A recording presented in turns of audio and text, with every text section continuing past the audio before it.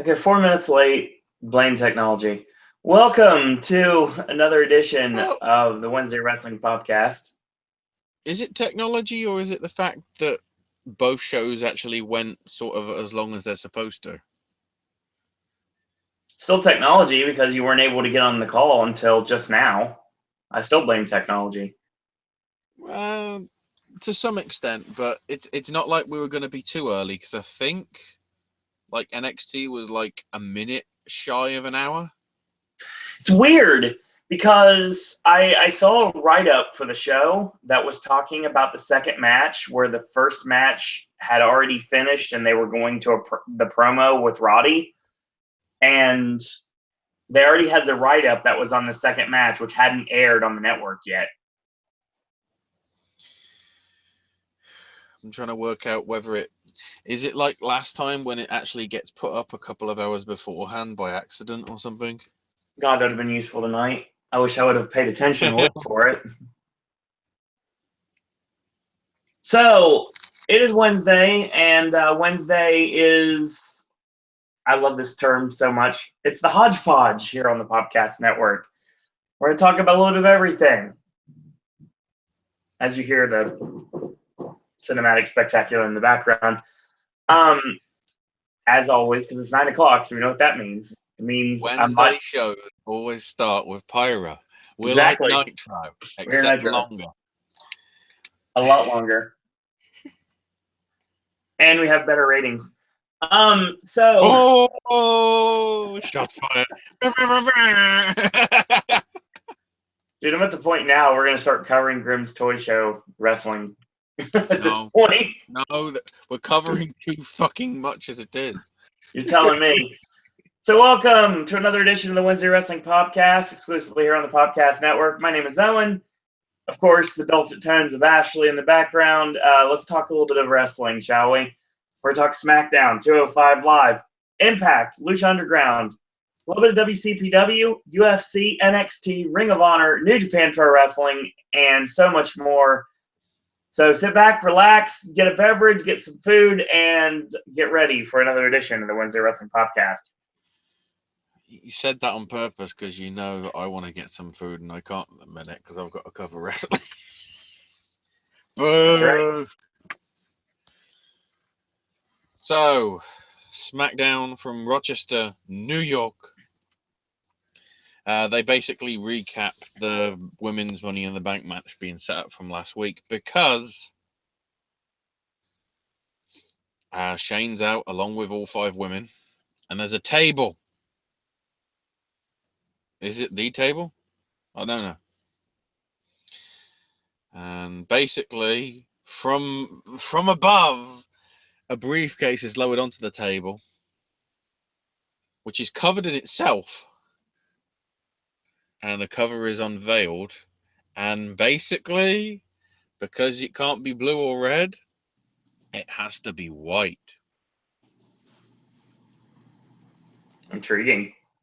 This is to Naomi and Tamina. I like it. And he basically grands up the thing, and that inside the briefcase, somebody's going to get a guaranteed shot at the SmackDown Women's title whenever they want, whenever. And Shane says whoever's cashed in the past has gone to be champion.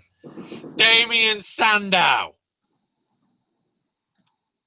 John Cena. No, not everybody has cashed it in and become champion, Shane. It's true. Get your fucking facts right. Jesus. Welcome, Logan and Jeremy, to chat. And Ellsworth's just like, don't explain how the match goes. We know what happens. And of course, Carmella's like, yeah, I'll be winning. And Charlotte's like, I'm winning. And Natalia says, it's me. And then Becky does. And Tamina goes, you all talk, but I will take that and shut you all up. And Tamina just like, well done, you fucking ruined it. That didn't make any English sense. Congratulations. You joined Funaki in Why Are You Here?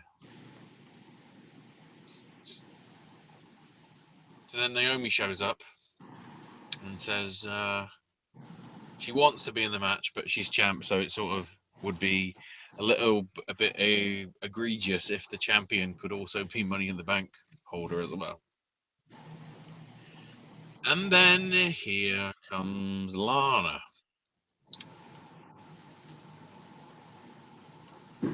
Shane says, I know it's the land of opportunity, but this.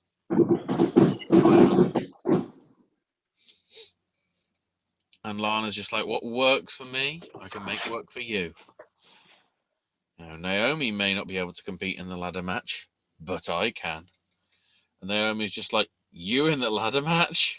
And Lana's like, is this funny? You find this funny? Am I a clown? Funny how? Oh wait, that's Goldust and R-Truth's gimmick. And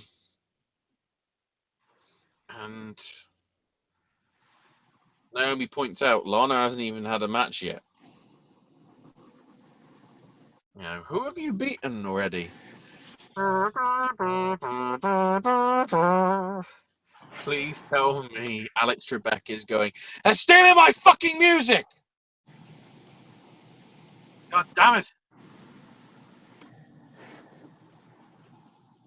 And now we're getting a 6-woman tag match. The welcoming committee, because that's all we can fucking call them, apparently. Versus NXT, and woman who should have won NXT during the other ones decided to with CM Punk now. Maybe. So not too bad a match, but yeah, they actually did give it quite a while, and of course they did split screen this. Not that I saw, because the feed I have is not American, so it didn't show up. At least from what I remember. But basically, what happened is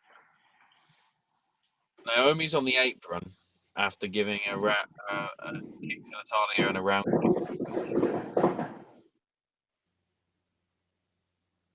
Oh, no, sorry. Yeah, Natalia's out the ring, but Tamina's in the ring or something. And so Naomi's on the apron. Lana trips Naomi up. Tamina hit the super kick, and the heels win. That is very key. Will get us to why in a minute. So Shane goes into his office, and the Andre the Giant trophy's there.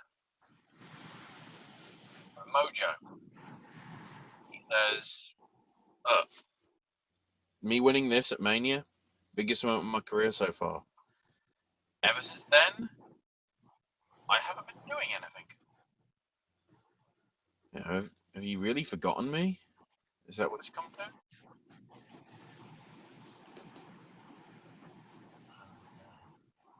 Now, keep in mind, I'm the only guy that's beaten Jinder. Why aren't I getting these shots? And Shane says, look, there's plenty of people that deserve opportunity, like Ty Dillinger, Mile Pop, and Luke Harper. Crowd like loudest pop of the night. Losing their shit and their tits and something. Hang on, why am I supposed to be muted when I can hear myself? Oh. Fuck it.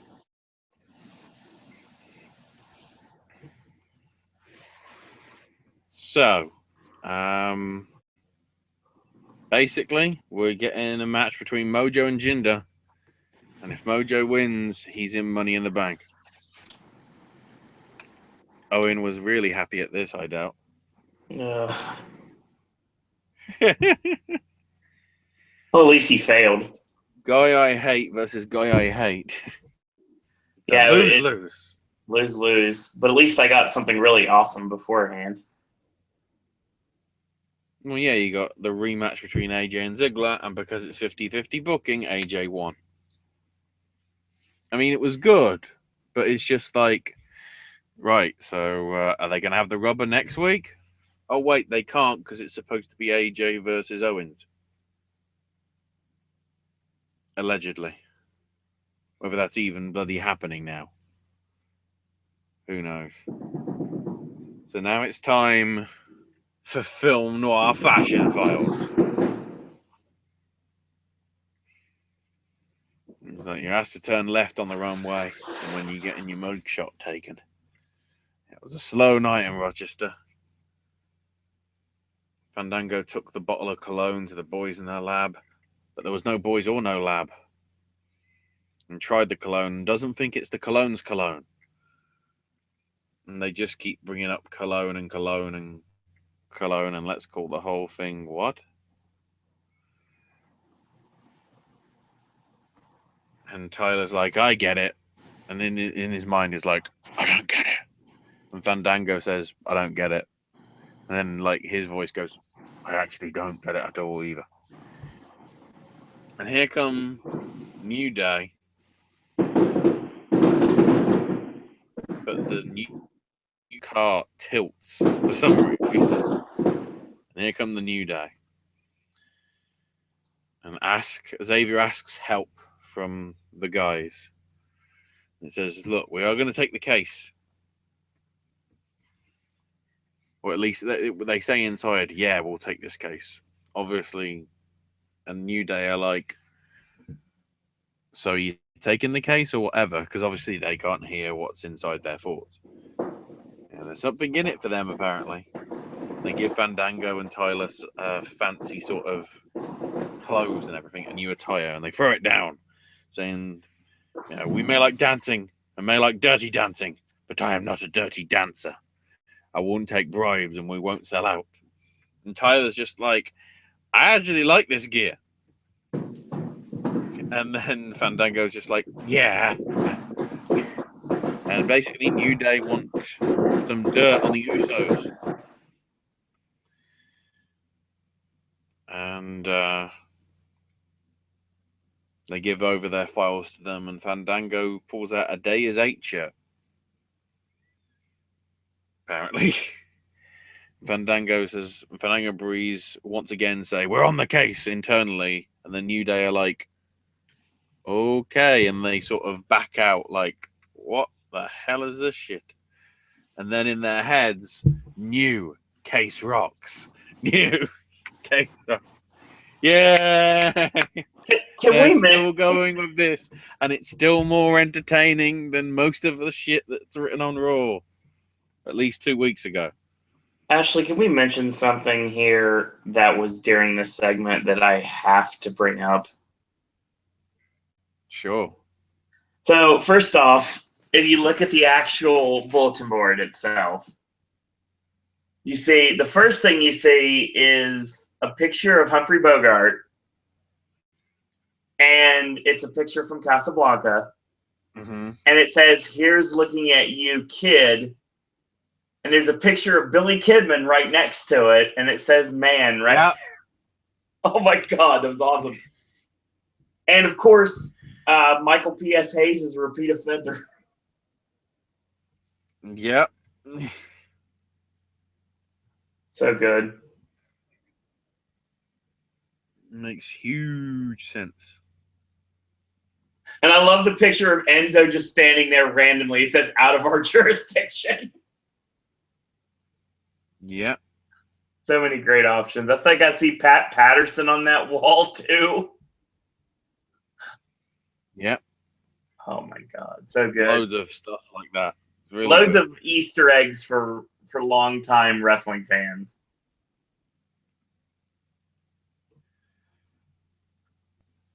And then we get the match with Mojo and Jinder. Well, no, because we first get the announcement that Cena's back on July 4th. Cena's back on America.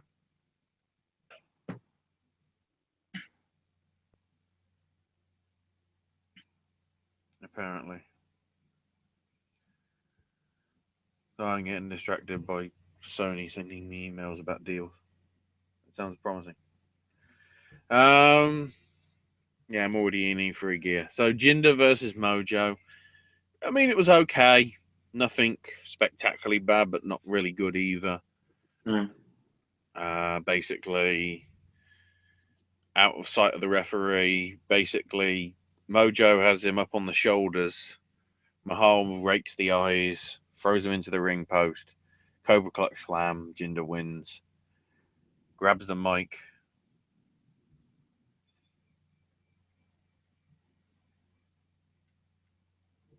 And basically, wants silence. Now, I am the WWE champ. I've just broken the dream of Mojo, just like I'll dismantle the dreams of Orton, thinking he can win the belt back in his hometown. Orton's sick, and anyone who supports him is sick. I'm the antidote, I am the medicine, and once I've cured the universe, you have no choice to accept me as the modern-day Maharaja. And then speaks in Punjabi, probably saying quite a lot of the same thing he already said. Right. Number one! Number one! Oh, I still can't.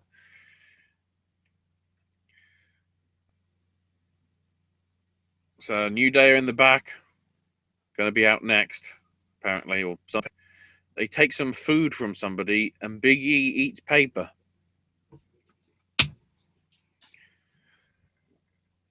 So now Randy Orton's backstage being asked about Mahal, what Mahal said. And Randy says, after last week, I got a few calls from Ric Flair and Harley Race. The latter one I doubt, considering the news. We'll get to that. Let Jinder run all his mouth. He's all that he wants, because actions will speak louder than words. Because when I'm back home, I won't have to say one word. And Jinder will hear it just fine. He's angry. And other stuff. So then for some reason we're getting Epico and Primo versus Big E and Xavier. Not too bad. The Midnight Hour from New Day gets the win for them. Then the Usos show up and say, look, we're impressed. Keep doing what you're doing, because we got the tag team division on lockdown. But we're not always serious.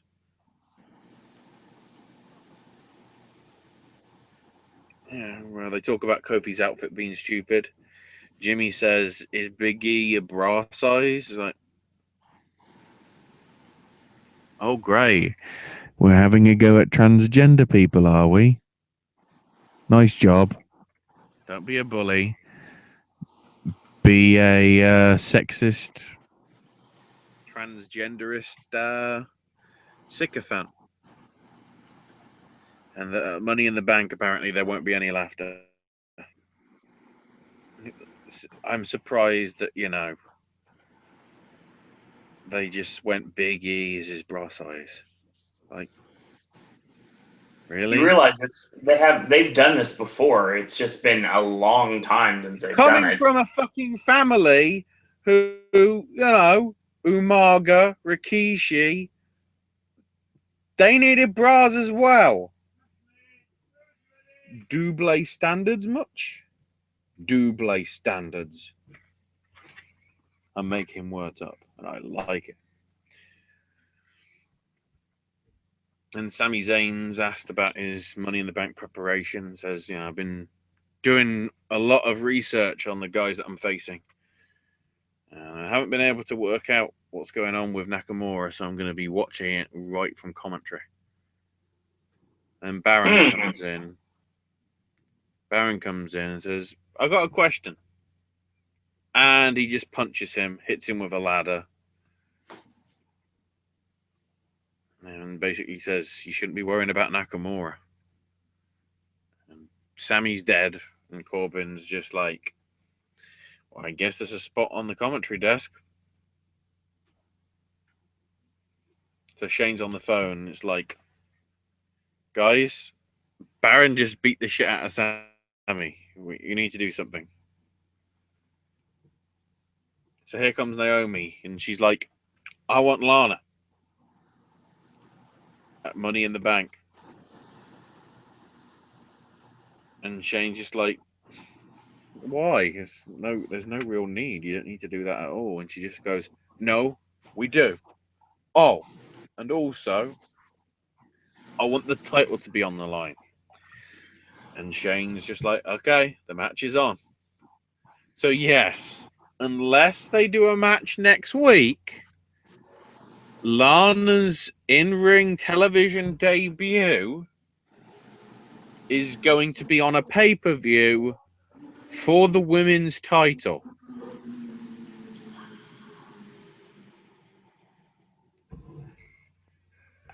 And the thing is, if she turns out to be a Nia Jax or Alicia Fox, Dana Brooke or Emma in that showing, I will fucking laugh my fucking ass off.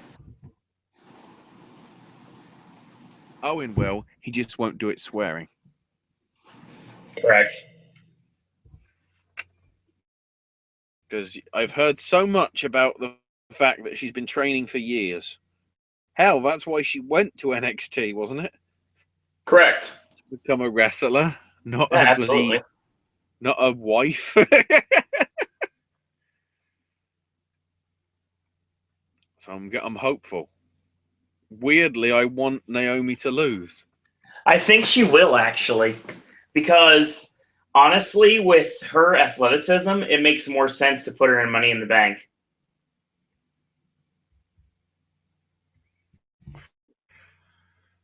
Oh, you're saying that earlier on in the night, Naomi loses and then gets added in, so it becomes a sixth person. That's what I'm thinking. We'll see. Makes sense. And then Owens and Nakamura. I mean, it's good, but it's like this is the third straight week that this has happened somehow. Okay, the last 2 weeks were tag team matches, but it's the same result because Nakamura pins Owens with a Kinshasa. Remember, Nakamura is unbeaten in WWE. Apart from those times that he lost in NXT. And then afterwards, Baron Corbin beats the shit out of Nakamura, hits him with the end of days. So that's a thing. Mm? Yeah. I mean, it wasn't supposed to sound like a Bill Cosby reaction, but you know. So from there, we move into 205. Why the hell is this live? Because nobody's going to fucking watch. That's the new title now. And they recap the TJ and Neville stuff from Raw. And we open with Noam Dar saying that Cedric called me a snake last week. To make things worse, he called Alicia a black widow. He should be angry, but he feels sorry for Cedric because he's jealous, just like everybody. And reminds everybody that Cedric and Alicia dated until Alicia left him for me. And then because this going for this entire thing, which nearly goes on like 4 minutes, it's just like, where's Alicia chants going on, and he says Alicia's at home recovering from a neck injury. When the fuck did that happen? I guess Extreme Rules? Perhaps. In which case, no! And Alicia told him to tell Cedric to move on. He already fucking had. So, by moving on, Creative decided to put him in a match where he can't move on. Great fucking job there, guys. Jesus. They have a good match for what it is. Cedric getting the win with an almighty lumber check. the way Dar sold it, it was just like Dar sold it like he wasn't even dead. He was sort of like, can you be deader than dead? Because that's the way he felt. That's the way it looked. That's even Yeah, you can definitely be deader than dead. That's Bailey's push right now. Oh, God Almighty! You're properly shots fired this week. Like, jeez, Blame booking. It's their fault. brutal, savage, wrecked. And other Cedric memes. afterwards says to Dar, "This is over. I've moved on." Then they recap TJ winning at the Cruiserweight Classic, and he says, am I supposed to talk about the sob story and everything? No. I've been there. I've done it. I've won it before for the people. And tonight, I'm doing it for myself. This division was created for me. Neville brought him in for his Austin Aries issue, and that was Neville's biggest problem, because now he's got a TJP problem. So we're rehashing the whole Nia Jax problem. It's not my problem. It's your problem shit. God. And also, he isn't face. Honest, he's doing it for himself. Yeah, tell me how that fucking works, Tej. Seriously.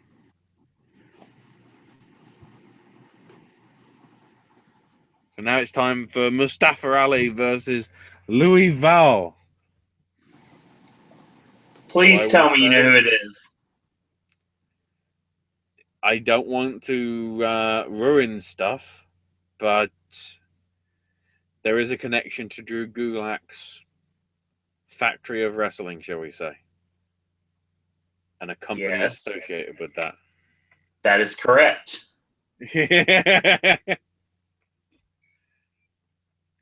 Because I'm actually going to their show in September, I don't want to be blackballed. I'm being as vague as possible. Which means I'll probably blurt it out in about 3 weeks if he shows up again. Mustafa Ali gets the win. After reversing a roll, breaking out of a roll-up to get a roll-up of his own. It's like, okay. This all really comes from Gulak coming out at the end and starting his protest. And then afterwards, Gulak's like, he won? And Gulak's like, look, you won a match without doing flippy shit.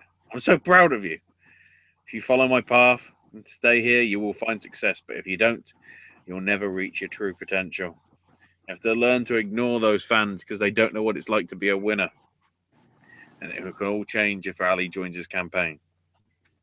Throughout this crowd, they're not even booing him. They're just like, oh, it's Drew Gulak. If anything, they're probably cheering him because if the indie marks are there, it's Drew Gulak. You don't boo him. Right, exactly. So Ali replied with a springboard plancha onto Gulak. Like, right. There you go. Then it's time for Rich Swann. So him and Tozawa are backstage, and then Titus drops in, apparently. Titus is on television on a fucking Tuesday as well now. We're fucked. And Titus tells Tozawa the Titus brand is looking to go international. He was talking to Apollo, and he says that he'd be the perfect person to be in the Titus brand. Yeah. In all honesty, it would be. Except the Titus brand will become the Dragon Gate Japan brand, and Titus can get fired. I really hope somebody retires so he can goose Vince McMahon again and actually get fired.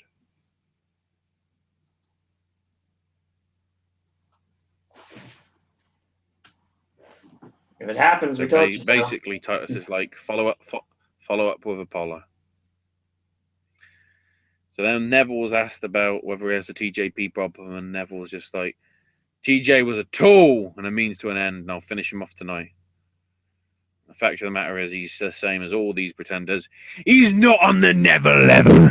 And to prove that, he won. In a pretty good match, I will say. Actually, probably better than Sunday. Probably because it wasn't too long. Neville winning with the Rings of Saturn as well. So even though he isn't known for submission wrestling, he keeps winning with submissions.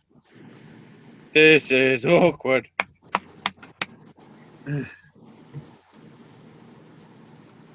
And that is your Smackdown and 205. Why is this live? Combo. Well, we move from WWE. We're going to be discussing NXT a little bit later, but I mean, we move from our WWE part of the show to our Impact Wrestling part of the show. We move to India all day. Well, next week. This is the last show that was taped in Orlando because I remember this show very well. So Josh Matthews is back on commentary. Borash is dead. And then they recap EC3 becoming number one contender.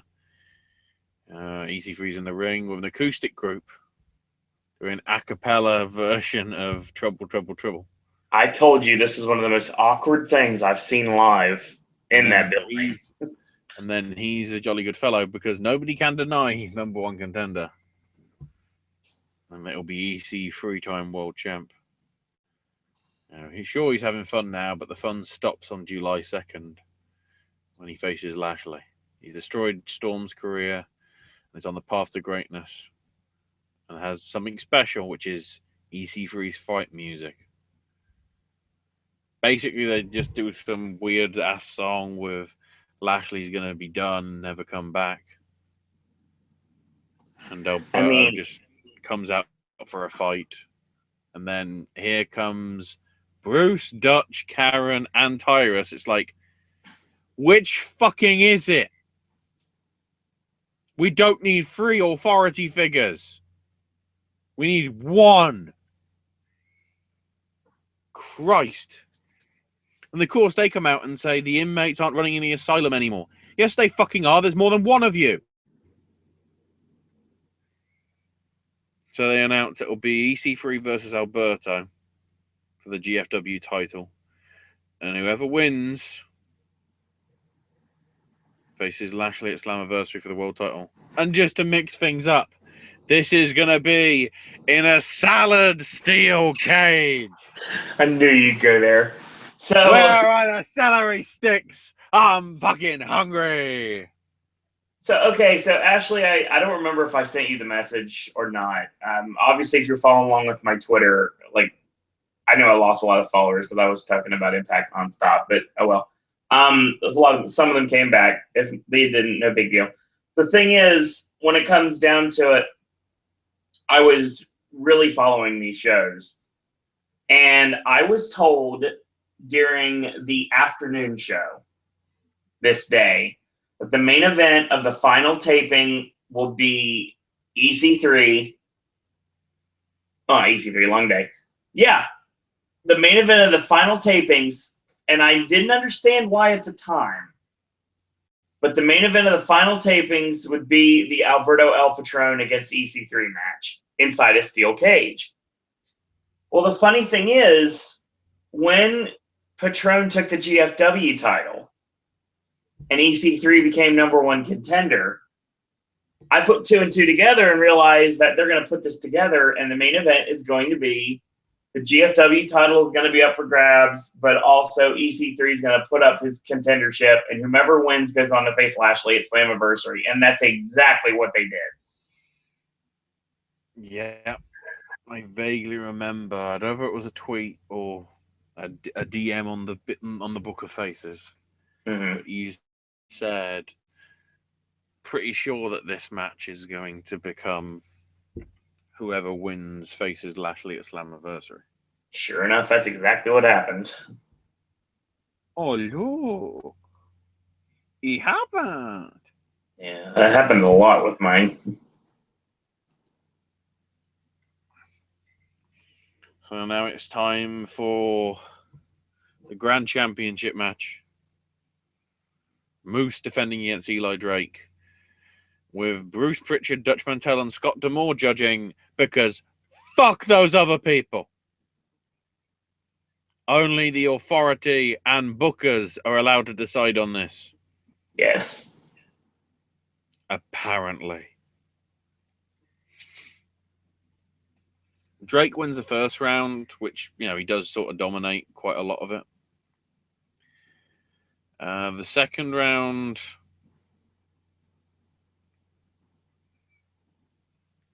goes to Moose. And then we get to the third round. And pretty even. And, of course, Adonis gets involved towards the end. So, yeah, Adonis grabbed Moose's ankle, so distracts him long enough so Drake could hit his Celtic Cross. He's about to pin him. The clock runs out. And the judges go to their scorecards. And Moose won. Yeah, I don't know how that works. I guess because he dominated the round, possibly. Nope. Again, I'm trying to think of why it would. Don't mean it has to. So Drake's pissed, yelling at the judges, probably rightfully so. So then they recap Rosie. And Rosie finds Ali and just scares the bejesus out of her by going, "You've got nothing to fear, because we will protect you." Yay! The crazy bitch and the crazy bitch are teaming. Yay! So then Matt Sydal gives his take on Low-Key versus Andrew Everett. And then it's time for Ali versus Amber Nova. Amber Nova is apparently from the garage. What a fucking stupid place to be listed as from. Jeez. Ali wins relatively easy with some clotheslines and a Death Valley driver. And then even afterwards, Ali gives Amber a hug. Ah. So then we've got the weird bit of Borash being scared shitless because... Oh, sorry, no. Park was scared shitless because him and Borash were on a golf cart and Joseph was like, "God, I hope you don't drive your car like this." I'm like, what? Anyway, now it's time for the No DQ GFW Tag Team Tournament Final. Yeah, so we had a first round match with LAX in it, followed by a semi-final match with Volunteers of War, followed by a final. I told you this was an odd tournament. Wasn't a semi-final. It had first round matches and a final. Well, sorry, no, we had a first round match, then a semi-final, and then a final. I think we missed some bits in between, otherwise they misadvertised. LAX win, basically, with a heck of a lot of distractions. Diamante pulls the ref out the ring. Conan hits Mayweather with a baseball bat. Homicide comes in, hits Wilcox with one of the tag belts. And then EYFBO do their combo finisher move. Street Sweeper. The win. So every single fucking person in that 5-person stable was involved in the finish. This is correct. Convoluted as fuck. Convoluted as fuck. Oh. I'm just glad they didn't put the Veterans of War over, and I was scared to death they were going to. That's the only good thing. And then Josh is talking about what him and Steiner are going to do to Borash and Park for some reason. So Mackenzie's interviewing JP and JB. And Borash says, I got my first radio job at 15, but never did I want to step in the ring as a wrestler, much less against Steiner, and it ain't happening. And Park's like, look, you need to buck up. We're going to go to train and be in the best shape of our lives for Slammiversary. And Borash is like, you're out of your mind, and storms off, and Park goes trailing after him. Fuck it. Fucking Russo's writing this, isn't he? Not that I'm aware of. This shoots Russo. You know, to be honest, this shoots whoever was before Russo. This seems more fucking like bloody, what is it? Jay Leno versus was it Leno and Rodman? You know, that Tonight Show stuff from WCW. Right. It was Leno and Bischoff. Oh, yeah. Leno Because and Bischoff went on Nitro and mocked the Tonight Show set. They made a complete mock-up of it, and he hosted a version on Nitro. So Sanjay Dutt's on commentary for Low Key versus Andrew Everett.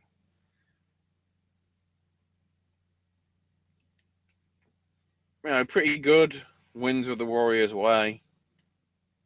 I think this is the one where Andrew Everett basically ended his career. Because I don't think he's wrestled since, from what I remember. And then, you know, Loki gets in Sanjay's face and holds up the X Division title, and Sanjay just says, wait till we get to India. If only we fucking knew. So then we got Bobby Lashley saying he's going to make Impact Wrestling great again. And then Swoggle is in the crowd. And Spud shows up and smacks him from behind, drags him to ringside, throws him in the ring post, grabs a fucking hammer and just smashes it into him, and then smashes it in his dick.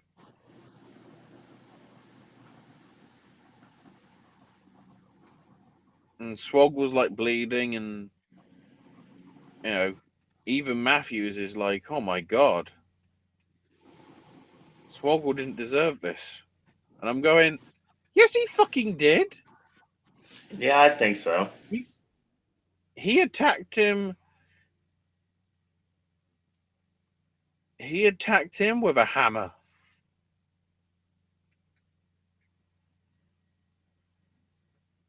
And Spud hobbles away up the ramp.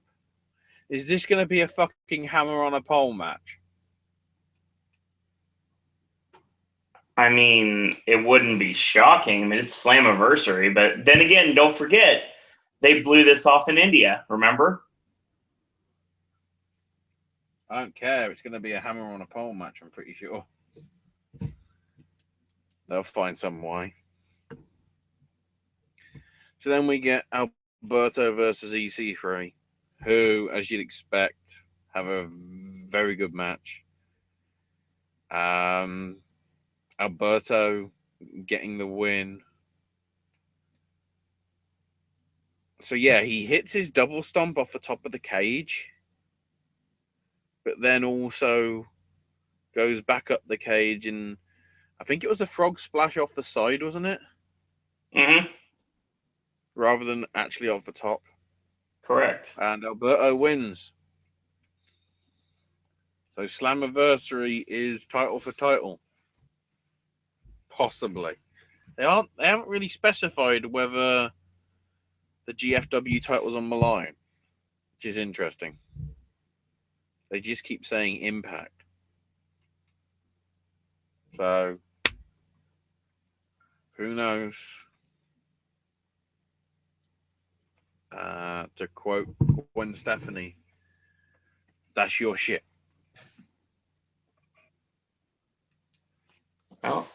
Let's go to Lucha Underground.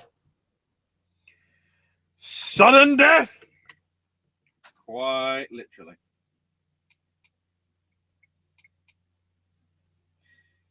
So, previously on Lucha, all night long, and because nobody can remember the fact that they announced a street fight between Mil Muertes and Puma.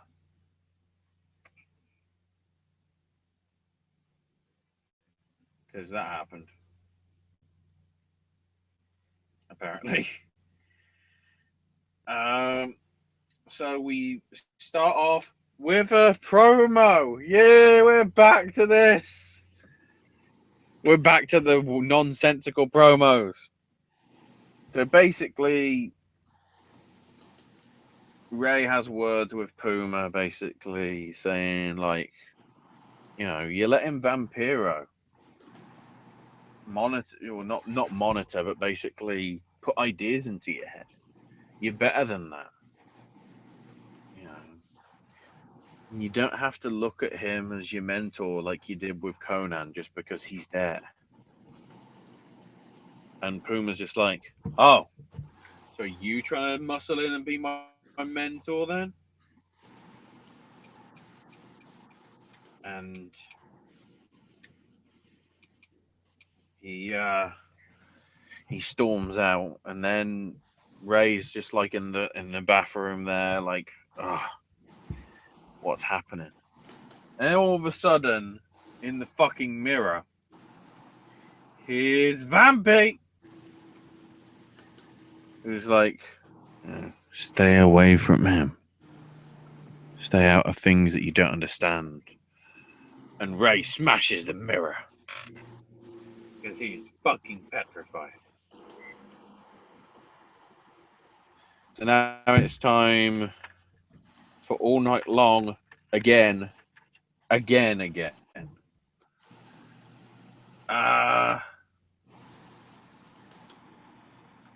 that's what you want to call it.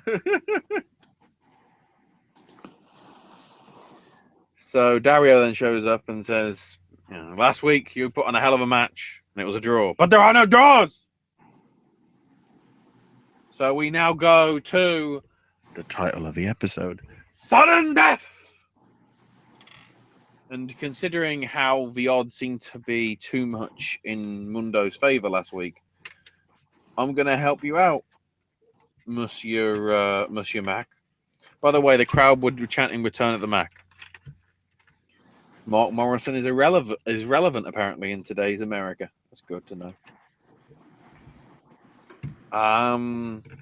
So yeah, the reason why it's going to be even is because it's Falls Count Anywhere, and of course these guys put on a pretty damn good match. Thankfully, not as long as last week. I don't know to some extent whether it was better than last week or not, but it still was pretty solid.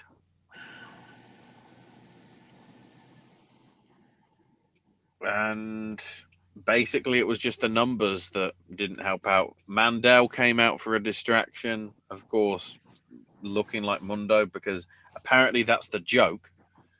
PJ was under the ring, and then eventually it was Taya that was helping out, saving Mundo from getting power bombed through a table covered in chairs, which then allowed Mundo to hit a sunset power bomb onto the chairs and through the table, sort of botching it as well, because you heard some of the chairs go even before the power bomb happened. So there you go. Then they say that Dario's got a big ass announcement next and says, look, we've revolutionized the industry this year. And I'm going, this year you've only had 2 fucking shows. Just a fair point, I would argue. We've had all these great concepts like Dario's Dolls of Doom and the Battle of the Bulls and the Ultimate Opportunity. The important thing is Lucha Underground is unpredictable and violent. And who do we have to thank for all of this? Him. A Lucha Libre genius. And announces, wait for it. He actually says that. And then unveils the Cueto Cup. And Melissa Santos is standing at the top of the stairs with a cup that I swear was bought on Amazon for $0 because somebody stole it from a skip. And they just put ribbons on it. It really doesn't look like a grand ass trophy at all. Brings the trophy into the ring and basically ejects Melissa out the ring, basically going, there can only be one beautiful thing in the ring. And the crowd don't know whether to boo or go, yeah!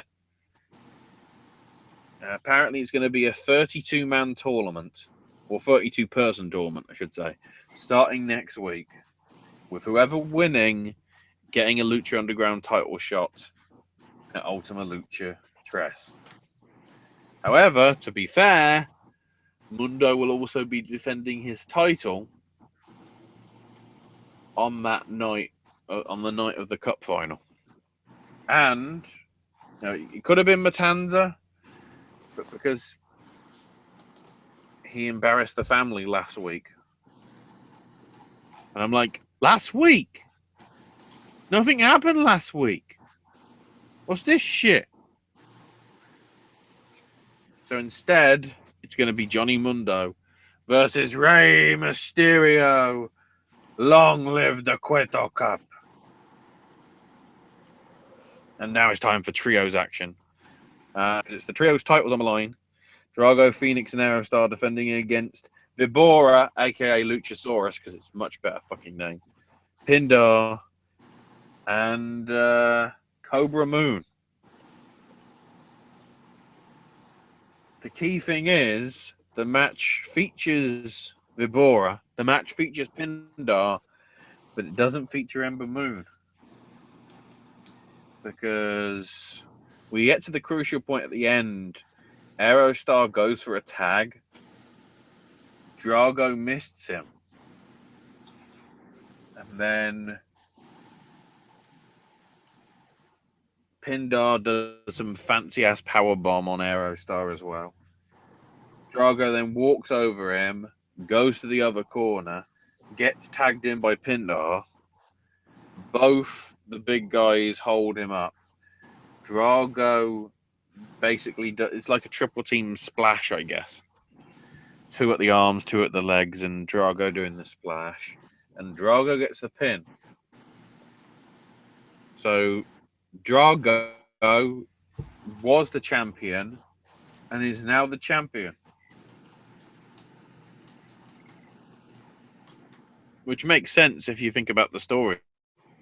It clearly was under their power anyway. So whatever. And then afterwards, Cobra put the chain back on Drago, walking him home on a leash. So now we've got Mundo, who's apparently come out of the shower after a bloody long time. Thankfully covered with a towel. And says, where's the champagne, Ricky? And Ricky's just like, Taya said to wait. And Taya's like, why were you in the shower for so long? We've got some news. And he's like, we've got some bad news. And it's like, is it about Jack? And he says, no.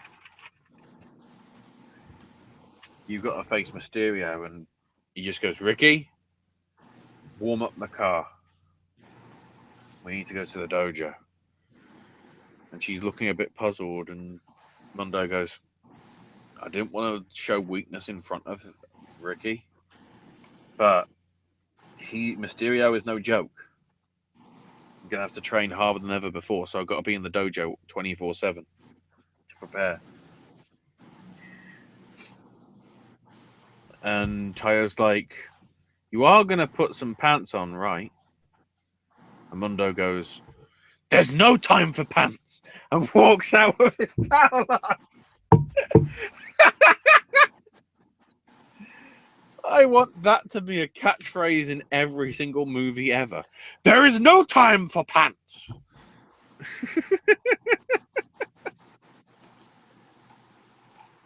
And then we get the Boyle Heights street fight.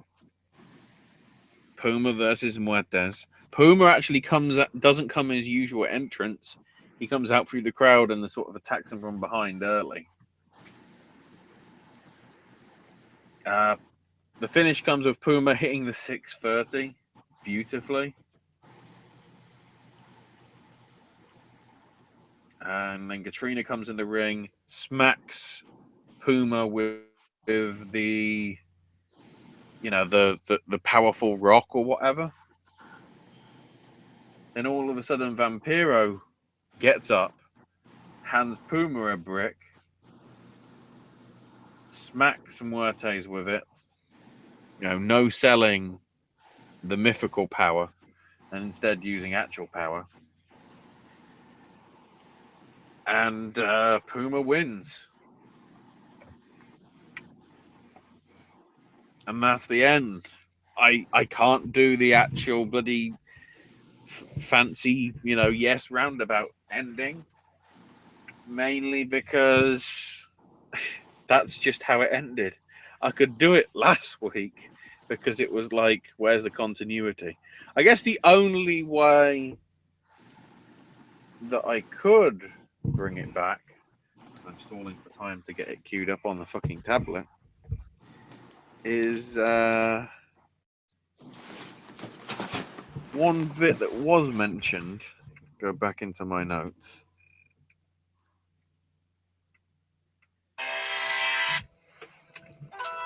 Matt Striker in the main event said, "These two guys have had a hell of a feud earlier this year."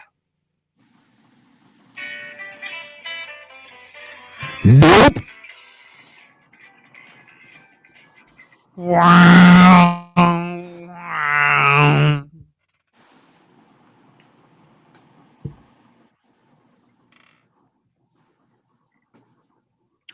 So that's Lucha Underground.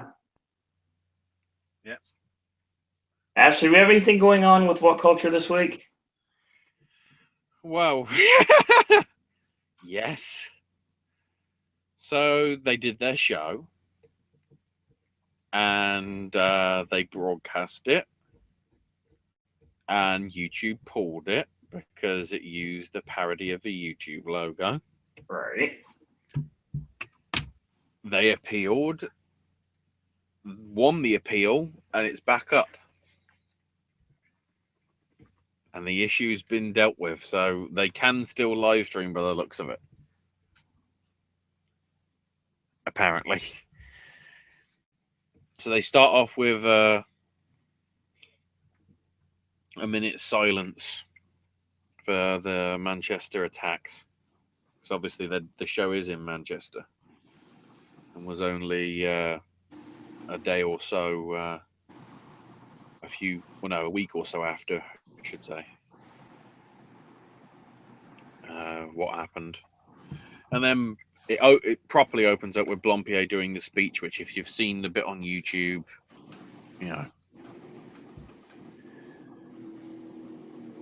is not to do or whatever. And then Blompier, after that, introduced Amin to the ring and is jumped by Shay Samuels, who apparently said something.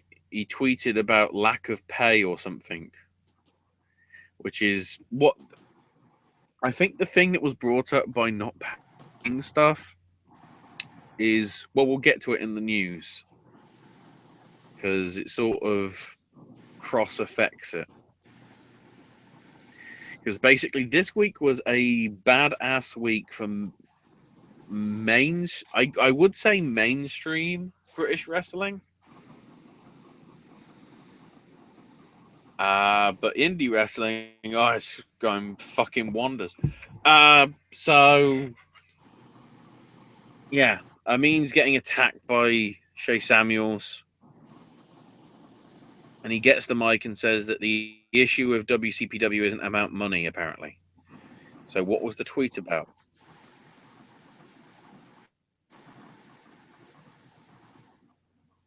Apparently, the message was for everybody, including the YouTube presenters. That's good, considering it's on pay-per-view. Or at least some of the shows are, so that would be awkward. So the proper match is Viper versus Kaylee Ray, which wasn't too bad a match. Wasn't great, but wasn't atrocious. B. Priestley accidentally hit Viper with a belt shot. And then B manages to hit a gory bomb on B onto Viper, who's on the floor. And Kaylee Ray gets the win.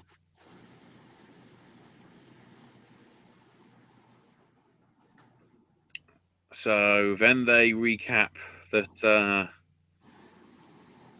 they show BT Gunn qualifying for the Scottish finals, apparently. Even though he lost to Drew Galloway. So I guess, well, they show that, but it's like they've already announced that I think he's facing Kenny Williams. I think it's at the Built to Destroy show, which we'll get to, even though it's in a couple of weeks. To actually see who actually gets that shot. So BT Gunn's taking on Mark Davis. New guy. And whatever. It's worth noting that Mark Davis is from Australia. WCPW Rest of the World Pro Wrestling World Cup. Just hinting. Because he put on a very good showcase for himself in his debut in the company. BT Gunn still won with, I don't know what we call it from BT Gunn. I'm trying to think what's basically looks like a Sister Abigail, but somehow is related to a gun. Not that Fame Massa? I don't know.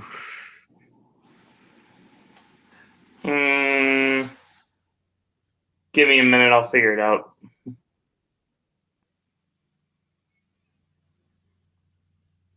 What was he called in bloody TNA? Billy Gunn? Kip James? Yeah, we'll call it the Kip James. I don't know. Grasping for straws. Grasping for straws. And I don't know how to describe it. It basically looks like a Sister Abigail, but yeah. The important thing is Davis looked good and he's Australian, so I'm putting 2 and 7 together and thinking he's going to be somehow inserted into the rest of the world thing now because of how well he did in this. So now we've got another debuting talent in Scotsman Aaron Echo taking on Kenny Williams. So it's a Scotland versus Scotland versus Scotland thing.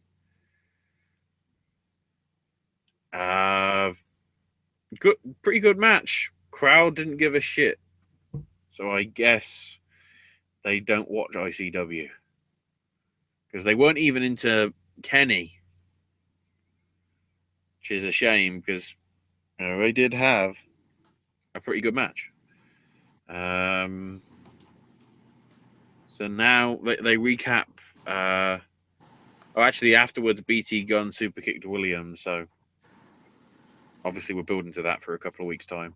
And then they replay Drake using the wrench on Shay Samuels to get his win at Henry Mania. So here's the hardcore match against Primate. But key thing to note, James Kennedy's still on commentary, and he's still fucking annoying. Not as annoying as bloody Gracie. Was it Gracie or Grace? I can't even remember. I don't even want to remember his name. Yeah. Gracie. Not as bad as him, but close. Kennedy's better as a mouthpiece as a manager rather than a mouthpiece on a commentary thing. I know it's probably because they can't get somebody. basically, this is just weapons and weapons and weapons. Primate doesn't know, I think, whether he's Sabu or Mick Foley or both or neither. It's weird. The weird thing is, I mean, the weird thing was, like, Primate got given a cuddly toy, which means Drake hit him with a monkey wrench. So this was as hardcore as Extreme Rules was, as in not. If you advertise as a hardcore match, have it be a hardcore match rather than, what was it, Bully Ray and Tommy Dreamer when they used the fucking minion? Yeah. That is apparently hardcore now. The most embarrassing thing about this is Blompier announces and unveils a hardcore title.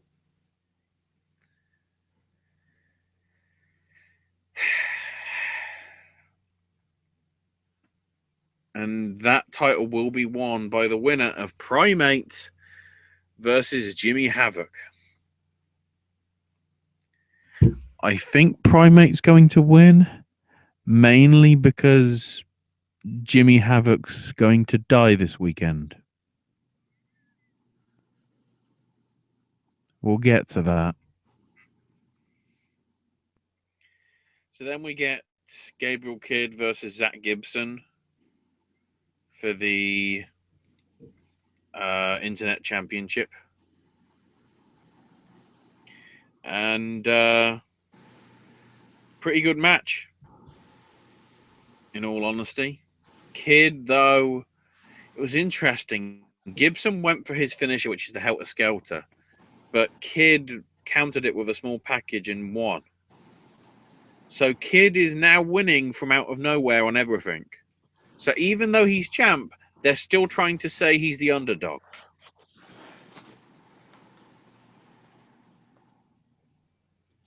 Wow. That's a bit confusing. So then they replay Archer saying that he wants to retire from Prospect. Basically, Gracie saying, that's where I'm thinking of Gracie. What's his name? Shit. Alex Gracie? Alex Shane. Alex Shane and Alex. That's the commentary. Isn't it Alex Gracie? Alex in this fucking company. So it's time for the tag team gauntlet. We start off with the returning Moss, along with Slater, taking on Luke King, Sharp, and Kid Fight. And Moss and Slater win that. And then here come Kings of the North.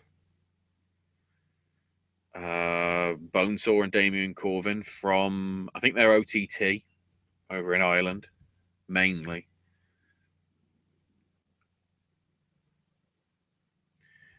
And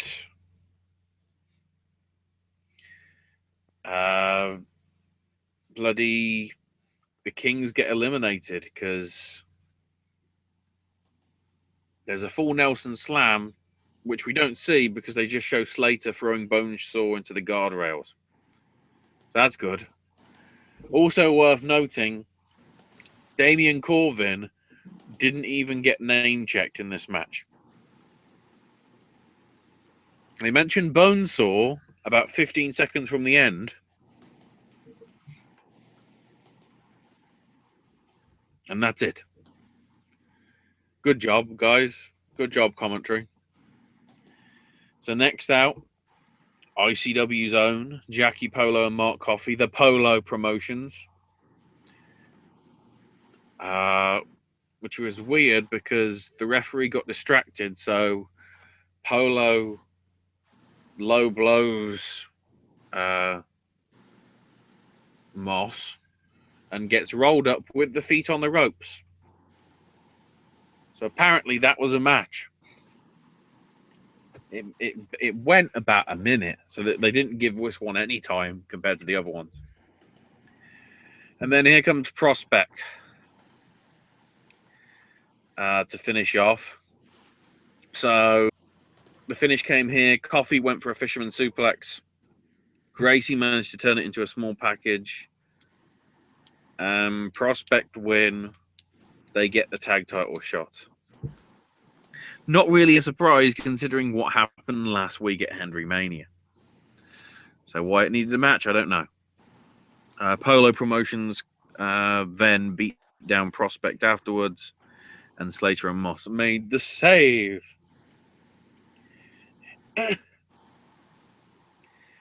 So now we've got a 4-way number one contenders match with Joe Coffey, El Ligero, Dave Mastiff, and Rampage. Thankfully, it's a regular match, which is one way. I was going to say it's 1 fall to a finish. Sorry. So it's interesting. Ligero hits a Yakuza kick on Mastiff, and Mastiff hits a Yakuza kick on Ligero, but Ligero basically no sells it. Gets a C4L and a Mexican wave, goes for the count. Rampage breaks the count, pile drives Ligero, 1, 2, 3, steals the pin, and Rampage is number one contender. Might be worth noting. So now we come to the last man standing match, where as they said again, if anybody from the Prestige interferes, the title has to change.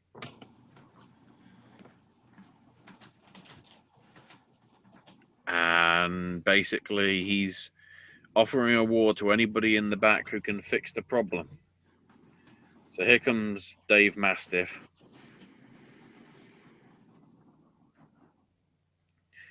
To try and help out. Except Coffey and BT Gunn hit the ring. Using this of obviously the match doesn't start until Hendry's in the ring. So Kirby gets beaten the crap out of. And then Blompier brings out Ligero, Primate, and Rampage. So Primate's now face. Wow. To basically clear the ring and actually get into it. This is a very good match. The reason why basically is we get some interesting stuff with chairs towards the end. So there's a Sable bomb that gets connected. Kirby calls for the elbow, but Hendry manages to get to his knees. Kirby's wielding a chair, and Hendry's like, no! And he's begging, and Hendry gets smacked with it. And Dave Mastiff and El Ligero run out. Dave tries to make the save for Prestige.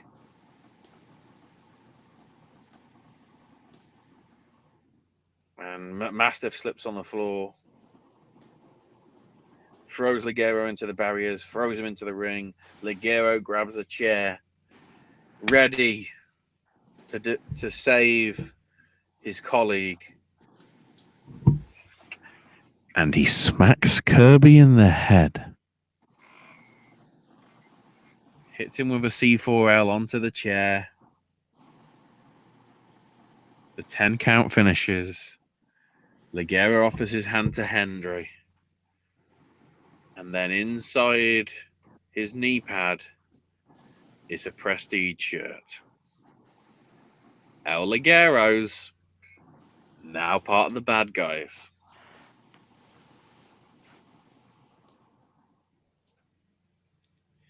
And an interesting finish to an average show.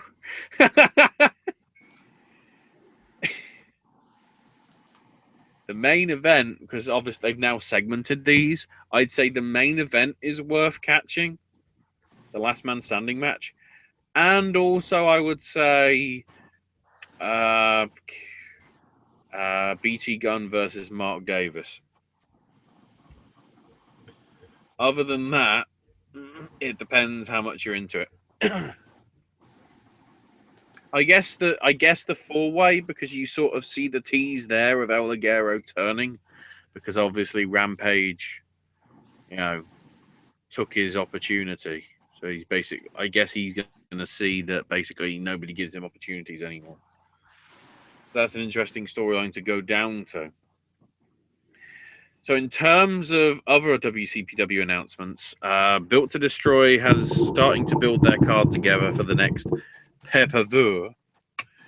So already confirmed, I think it's Henry versus Rampage for the title. I'm not sure.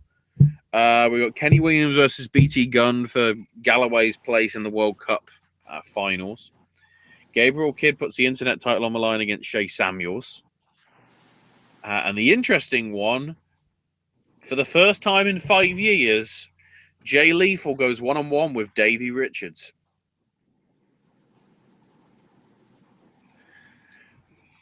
And also, in updates, we've got 2 more people added to the USA qualifiers for the Pro Wrestling World Cup. So joining Bobby Fish and Ricochet are James Storm and Cody Rhodes. That's looking all right already. Yeah, We've still got 4 more people to get named. July 22nd is the Rest of the World one. I'm saying now Mark Davis and Travis Banks are probably shoo-ins for this.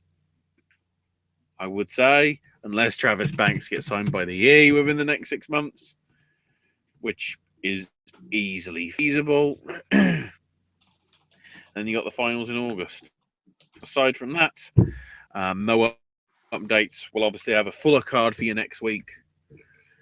Thankfully, that's all we'll have to go through unless they announce more World Cup stuff. I'm getting out of this week because if next week can also be including Raw, there's going to be no time to talk to pay-per-view or anything like we did this week. So that's why it's been stuck in here.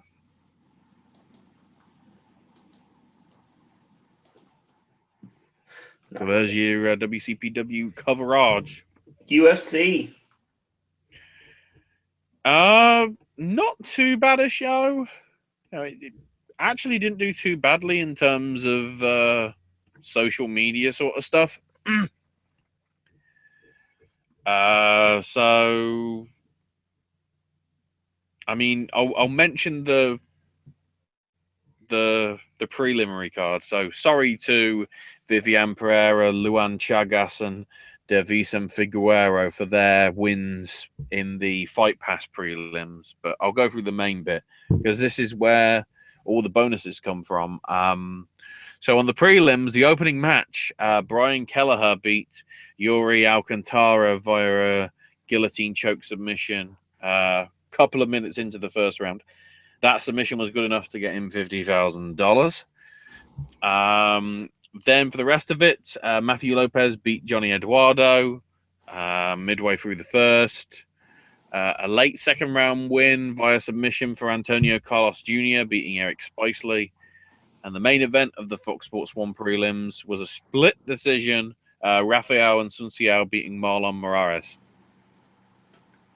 The interesting reason as to why it was split is because one judge gave it 30-27 to Sun Xiao, the other gave it 29-28 to Sun Xiao, the other gave it 29-28 to Moraes. So 3 different scores, which doesn't often happen. The main card, though, Yancy Medeiros beat Eric Silva midway through the second. Early on in the second, in the next bout, Paulo Baraccia beat Olawale Bangbose via TKO. Via unanimous decision, Vitor Belfort won against Nate Marquardt. And then, of course, revealed, oh, I've actually got 5 fights left. This isn't my last fight. You sneaky bastard.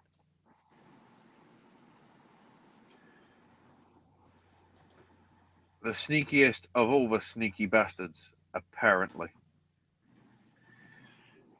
Then in the women's strawweight fight, I wouldn't say a surprise because both of them are pretty even, but Claudia Gadela, the hometown girl, or the home country girl, I guess, beat Karolina Kowalczyk. via rear naked choke midway through the first round. And then the one that pissed off, well, it didn't piss off me because I thought this was interesting as all hell. Max Holloway beat Jose Aldo late on in the third of the 5 rounds to become undisputed UFC featherweight champ. So the champ lost to the interim champion. The thing about this is it wasn't a very good performance from Holloway because there were certain points when Aldo could have done his usual deal of being very offensive and got some of his like elbows and whatever in. He never did. Really, from the first round, he was exhausted as all hell. So, yeah, Aldo was out of favor. Of course, they booed the shit out of Holloway afterwards. And he was just like, look, I can't help it if he didn't perform well enough. I can't tell him you've got to do better because if that's all he can do. So, yeah, the crowd were being a bit harsh. Claudia got 50,000 for her performance with the submission, and the main event of Holloway and Aldo got fight of the night, so both fighters got $50,000 each. This week, we're going to New Zealand, so the show itself is Sunday morning in New Zealand in Auckland, but because it's airing live on Fox Sports 1, it's going to be Saturday night usual time on there. So on the card, 2 Fight Pass prelim fights. JJ Aldrich and Chan Mi Jeon in the strawweight division for the women, and lightweights for the men, Thibaut Gouti versus Dong Hyun Kim. Then on the Fox Sports 1 prelims, opening up with 2 welterweight bouts with Kichi Kunimoto versus Zach Otto and Luke Jamal versus Dominique Steele. Followed by a flyweight fight with John Moraga versus Ashton Mukhtarian. And the main event for the prelims, Damian Brown in the lightweights taking on Vink Pechau. I think that's how it's pronounced. So the main card apparently has 6 fights. That's a heck of a lot. Starting off with a featherweight bout, Volkanovski versus Mizuto Hirota. Next up, the flyweights in action as Tim Elliott faces Ben Huygen. Light heavyweights next with Ion Cutelaba versus Enrique da Silva. Then we've got the lightweights on showcase with Dan Hooker versus Ross Pearson. Followed by the co-main of the middleweights of Derek Brunson versus Dan Kelly. And the main event, Derek Lewis versus Mark Hunt. It's worth noting all 6 fights on the main card are 6 different weight limits in the men's division. So there is no repetition like there sometimes is. When it's an all men's card. To some extent, when they've had women's fights as well, and they've had more than one on the main card, there's been some repetition as well. So you're going to see a wide, diverse range of weights and probably styles in this one. So it could be interesting. Then again, it may not because it's going to be at Sunday morning. Especially because we're heading towards the craziness of Bellator's crazy shit in a couple of weeks, and then in 4 weeks, UFC's grand old fight night. Although there is something to be added to that. At the International Fight Week, they also do the Hall of Fame stuff. It's worth noting because the Hall of Fame Pioneer Wing has got a new member in somebody that actually has much more of a connection to wrestling than quite a lot, and that is Kazushi Sakuraba. He'll be inducted in a ceremony on July the 6th at 7 p.m. Pacific at the Park Theater in Vegas as part of the fight week. So in terms of the backstory for him, he beat Hoist Gracie when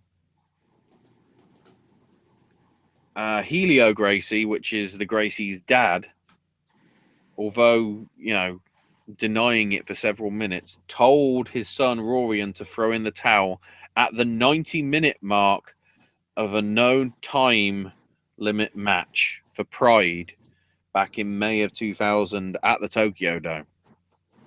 Because obviously Sakuraba was mainly sort of king in Pride and was one of the reasons why that promotion was such a huge success. But yeah, they went 90 minutes with no stoppages or anything, and the Gracies basically threw in the towel and beat other Gracies as well. That was the crazy bit. Not only did Sakuraba come out to fight in the second round of the tournament, he was winning it, even though the guy he was facing, Igor Vovchilachin, was 50 pounds heavier than him. And basically, he hit the wall. Sort of 10 minutes into that fight, the body shut down and they had to throw in the towel.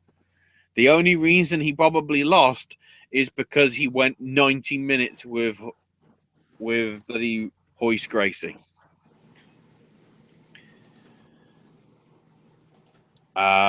In terms of UFC stuff, he only fought twice. He was a late replacement in '97 in a heavyweight tournament. When John McCarthy stopped the fight after Sakuraba got dropped. The interesting thing is there wasn't any weigh-in on the thing. And it turns out Sakuraba was 183. Silveira, who he was facing, was 243. Even though they were supposed to both be 203 pounds. So one was 20 under, the other was 40 over. That's even, isn't it? The interesting thing is Big John, in hindsight, basically said that that's one of the worst things he's done in his career. Because the way he saw it, and if you do look at the footage, you can see this, Sakuraba went down to try and get in for a takedown. He didn't get properly downed.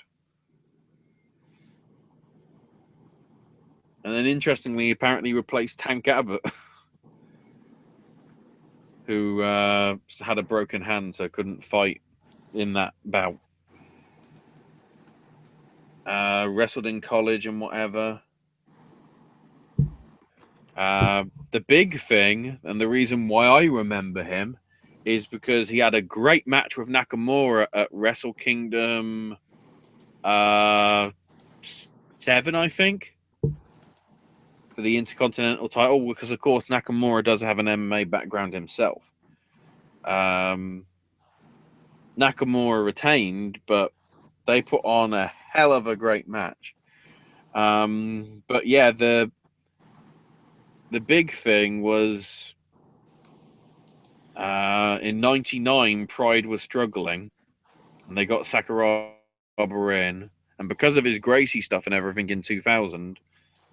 They went crazy. He took on Crow Cop in front of 71,000 fans in the Tokyo Stadium, which is the largest attendance for any MMA fight in Japan ever. So yeah, a guy with a wrestling background as well, because the match with Nakamura was a very good match a few years back at Wrestle Kingdom. He is going in the Hall of Fame next month. So congrats to him. In terms of other stuff, there's an interesting thing apparently about Demetrius Johnson. UFC, because he can't fight Cody Garbrandt because Garbrandt got injured, UFC now want Dillashaw, instead of facing Garbrandt, to face Demetrius Johnson, because Dillashaw says he's willing to move down a weight. The thing is, Demetrius is basically not happy with this because he was already set to be facing somebody else instead. UFC have obviously wanted this because Demetrius Johnson versus Dillashaw is going to mean more money and more views and everything, in their opinion. Demetrius is basically saying, I'm not fighting. UFC's come back saying, well, if you're not fighting, then we'll get rid of the entire division and strip you of the title. I can see both sides because UFC wants the publicity and everything, but Demetrius, keep in mind, his next title retention, if of course he retains the title, will put him down in the record books for the most championist champion, or most title defenses, I guess, if you want to call it a proper English word, with I think 11 consecutive defenses. So yeah, that's an interesting thing. I've got a feeling Dillashaw Johnson will be happening because it does make sense. Although I could see some lawsuits going on if he does lose, and then it's like, well, they pushed me into this. But I think that's all the major MMA stuff for now. All right. Although no, there was one thing, Mark Hunt basically saying that either when he faced Overeem or John Jones or something, I can't remember which, probably more likely Overeem, he could see that he was on drugs when he faced him. So that's all getting interesting as well. Sounds like it. Thanks, Ariel Helwani. I'm now following your shit. And then Mondays are sometimes very interesting. Nice. Well, then we move on to NXT. Oh, this is where I can get some dinner because I didn't watch this because, you know, Lucha. Yeah. NXT this week. This is show 2, isn't it? Of the set of 4 that were taped. Yes, I believe so.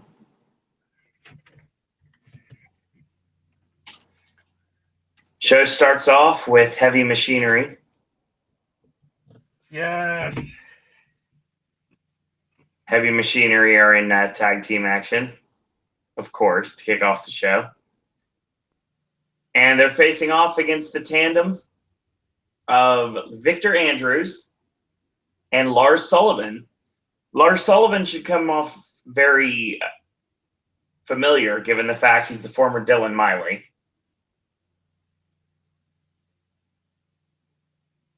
Former football player.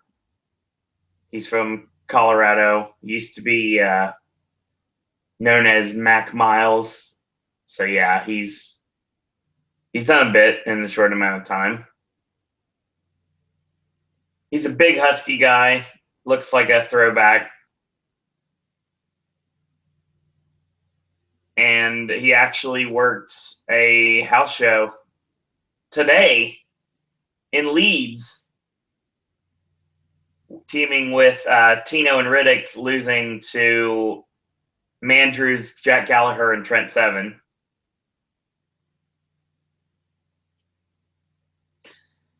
He actually main evented with Drew McIntyre in a tag match against Bobby Roode and Cesar Bononi. So, I mean,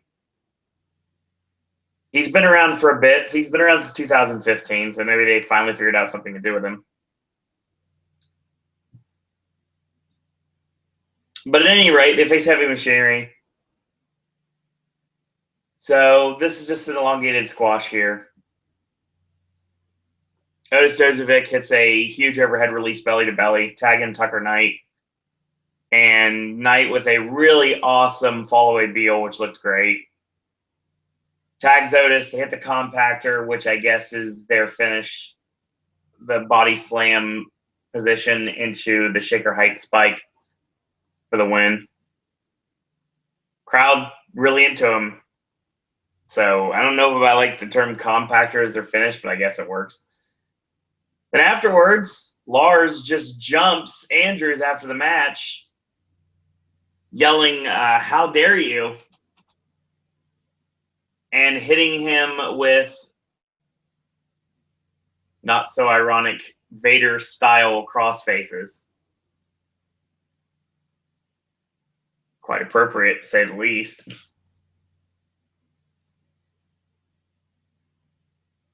If only this could have been Jake Carter and not Dylan Miley, which it could have been if he wouldn't have been released, but I mean, still.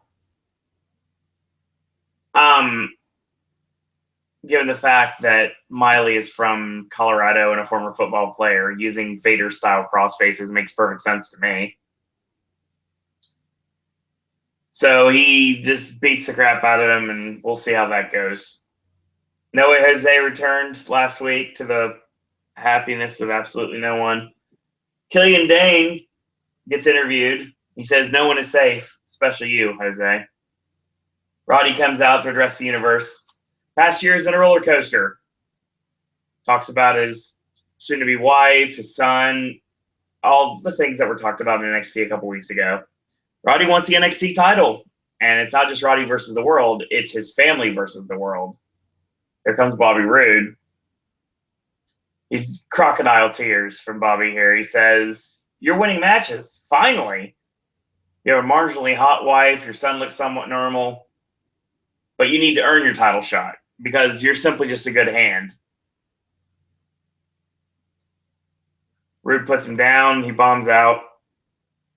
We see Nikki Cross somewhere in Full Sail, banging on the wall. She wants to play with Ruby and Asuka again. Throws her jacket down. She bangs her head on the wall. That rematch is going to be next week on NXT. Authors of Pain vignette with Paul Ellering narration, and other teams must accept their dominance. No. Then we get the match that I've been waiting for a while since I heard about it. Two of my absolute favorites when it comes to the women's division of NXT. One being somebody that I've been a fan of for a long time that I had the pleasure of actually meeting several months ago at just out and about in the parks. And that is the former Crazy Mary Dobson, now known as Sarah Logan. Taking on somebody that I've taken a liking to with her work abilities, and I just like the character, and that's Peyton Royce.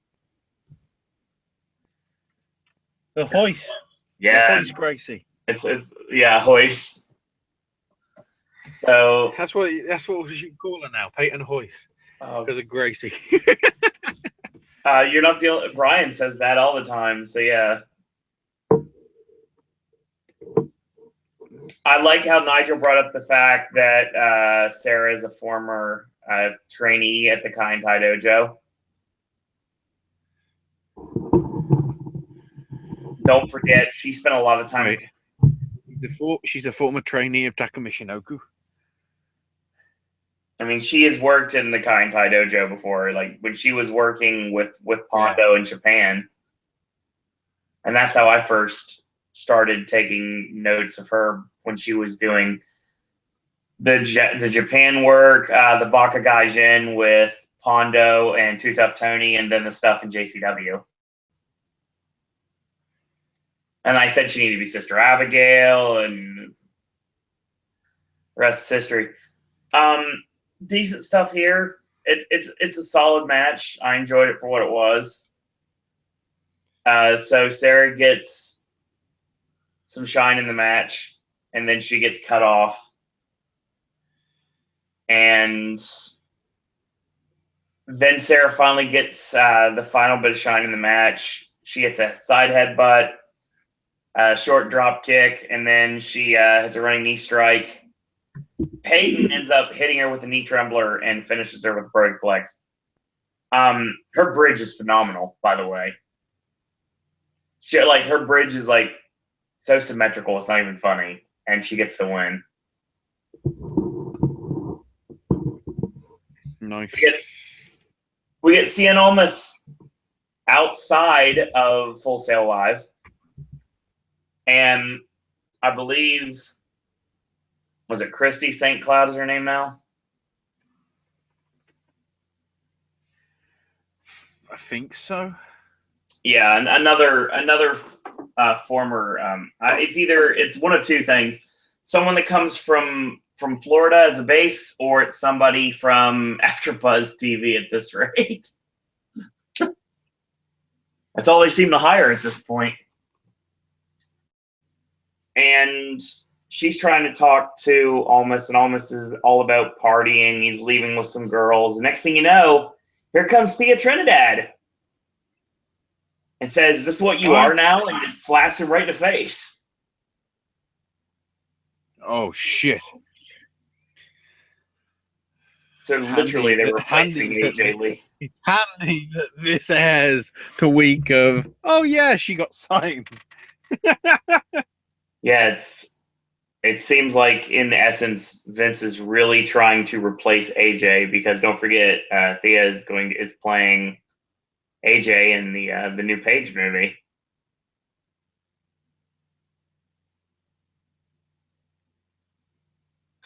So then we get our next match. Hideo Itami versus Oni Lorcan. This match was good.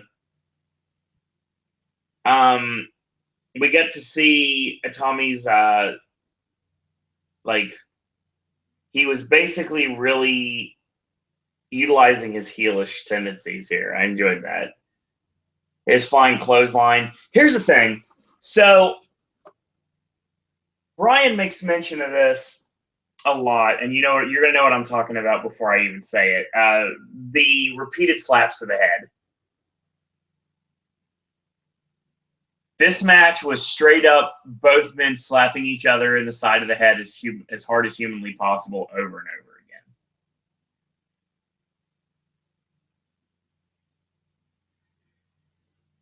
It was just, it was nasty looking too. Lorcan at the running flying guillotine. Hideo powdered outside. He cut off a dive attempt with a side kick. And then he gets a top rope dropkick for a near fall. Lorcan gets a schoolboy, and then he starts chopping him. Itami no-sells him. So then he just slaps him in the face as hard as humanly possible, and then nails him with a brutal European uppercut. Knocks Itami to the outside. Oni just dives on him. And then when they get back in the ring, Itami boots him in the knee. Vicious knee strikes, more slaps. Round kick, go to sleep, doesn't want to pin him. He picks up Oni again, hits it one more time, hits a third. Itami picks him up again. Here comes Chris Hero down, and he basically tries to calm Hideo down. Hideo shoves him around, and Hero just looks at him like, I don't want to do this, but you've given me no choice. And he just shoves him down, and the referee calls for a no contest. Yes, Hideo Itami is now heel. Officially awesome. Itami and Ono coming up at TakeOver is something I really want to see. Yes, please. Drew McIntyre vignette. Good stuff as always. Ember Moon's interviewed. Basically, she says, I missed out on some chances before with the Women's Championship, and I want to take care of the iconic duo once and for all, but first off, I need to pay attention to who's going to be facing me down the line, who I can be facing down the line for the championship, so I'll be watching next week's title match very closely. Indeed. Then we get our main. Then actually we get our weird main event. Killian Dane versus No Way Jose. Right. Honestly, this match this should have flipped with Hideo Itami and Oni Lorcan, basically because the way they ended the segment with Hero coming out and then doing the no contest, I honestly think that was a setup for a main event instead of this match, which felt like it should have flipped placement. I mean, decent stuff here. Dane with the Fall of Humanity. And he just beats Jose down. Life is good. Jose tries a little shine. He gets cut off. Wasteland, Senton, 1-2, kick out. And, of course, he sets up for the Ulster Plantation. Jose fights back, and he tries to take advantage, and he cannot do so. Gets a clothesline, hits the TKO out of nowhere, gets a near fall there, and Dane ends up hitting a headbutt and then a shotgun drop kick and finishes off Jose with the Ulster Plantation for the win. That's it. That was NXT this week. Short, straight, and to the point. Wasn't too short. I mean, it did go the whole range, but I mean, at least next week we have Asuka putting the NXT Women's Championship up against Ruby Riott and oh god, long day, Nikki Cross in a triple threat match. So after she beat both of them by herself, now it's going to be an elimination match because of reasons. Yes. It's a good explanation. Reasons! Yay! Speaking of reasons, let's go to Ring of Honor. Well, there aren't any reasons for that. It's called build up to the pay-per-view. Yes.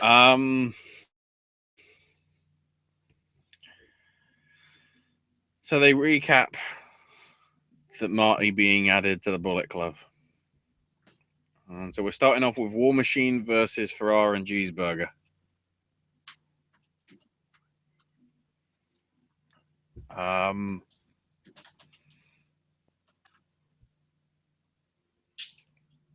Basically, Cheeseburger did get destroyed. It's sort of, considering Cheeseburger's physique, you thought he was going to be the victim, and he was. He did manage to kick out of a power bomb, but then when they did the pop-up power slam, he was dead. And Rowe grabbed the mic and says, the first time that we teamed together was here in Philly. And we became a tag champs in the very same building as well. And, okay, we've got the IWGP tag belts, but the Young Bucks, they better kiss their titles, their kids, and their YouTube show, because the Bucks are next on the list. Good thing. Then more, another recap of the whole pay-per-view stuff from a few weeks back. Cody's promo basically saying that the Ring of Honor board of directors are afraid of him winning the belt because I'm not signing to anybody. And then they inform us that Cody versus Daniels is happening at Best in the World. And Daniels cuts a promo himself saying the nightmare will be ended. So next, LIJ of Naito, Bushi, Sanada, and Evil taking on Dalton Castle, Bully Ray, and the Briscoes.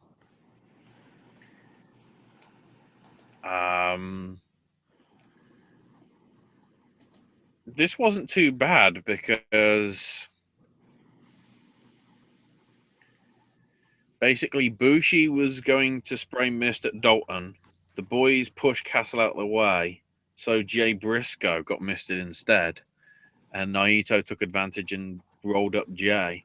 And afterwards, Jay chased off Dalton and the boys, and he's pissed. So it looks as if we're probably angling towards a singles thing with them, even though they're six-man tag champs. So I guess, is it Dalton and the boys versus Bully and the Briscoes then? Well, it looks like. Know. Then Adam Page cuts a promo promising to kick Cole out of Ring of Honor, just like Omega kicked him out of the Bullet Club. And then there was a Punishment Martinez vignette saying we should all be prepared to be punished. And then Roppongi Vice had a message for the Bucks saying how the Bullet Club, specifically Page and the Bucks, have been attacking Roppongi backstage during the tours, and that they challenged the Bullet Club to a handicap match. And then they go, nope. We have got a friend to help out. And then a door opened. The Bucks super kick Roppongi, and Page put the boots to them, and they will bloody walk off. So who is the third man? Is it Hulk Hogan? We'll find out next week.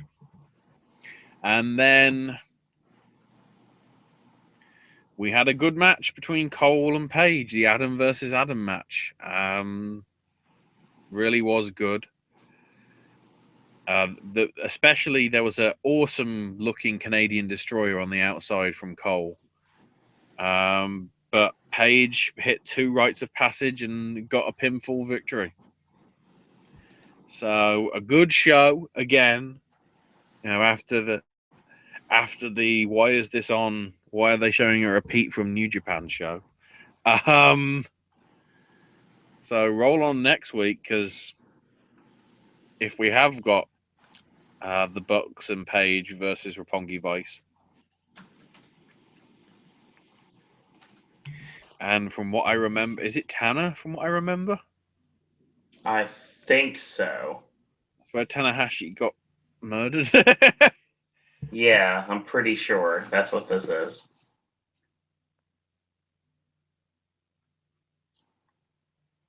That's where we leave it, I guess.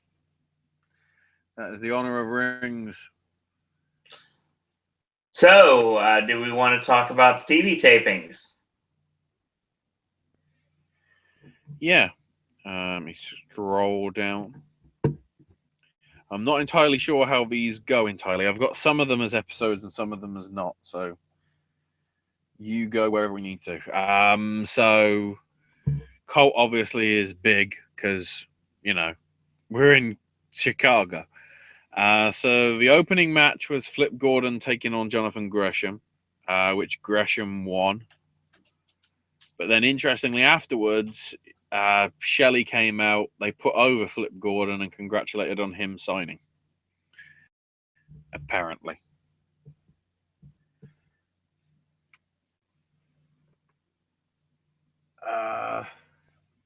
Then there was an interview with Josh Woods, who criticized Kushida for being in Japan instead of there and wants a TV title. So instead calls out Jay Briscoe. So I'm guessing that'll be later on in the night or next episode or whatever. Who knows? Depends whatever they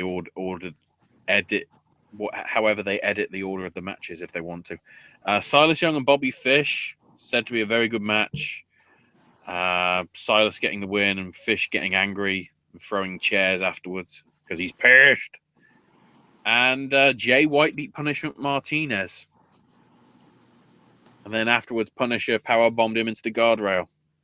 And the crowd went, "You still lost. You still lost."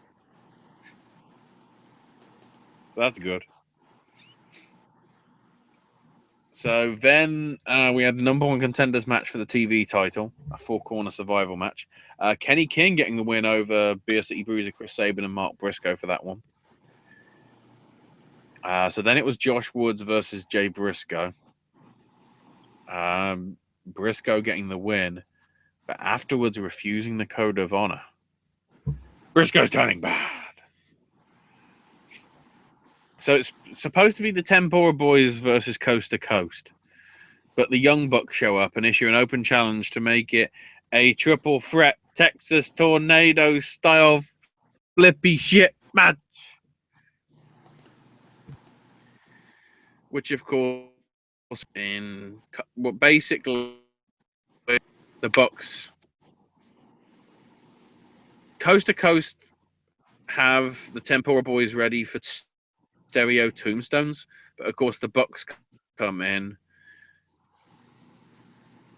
nail it into stereo super kicks and stereo indie takers. So the Bucks win. So then Cody does a promo. Daniels attacks him and they brawled away.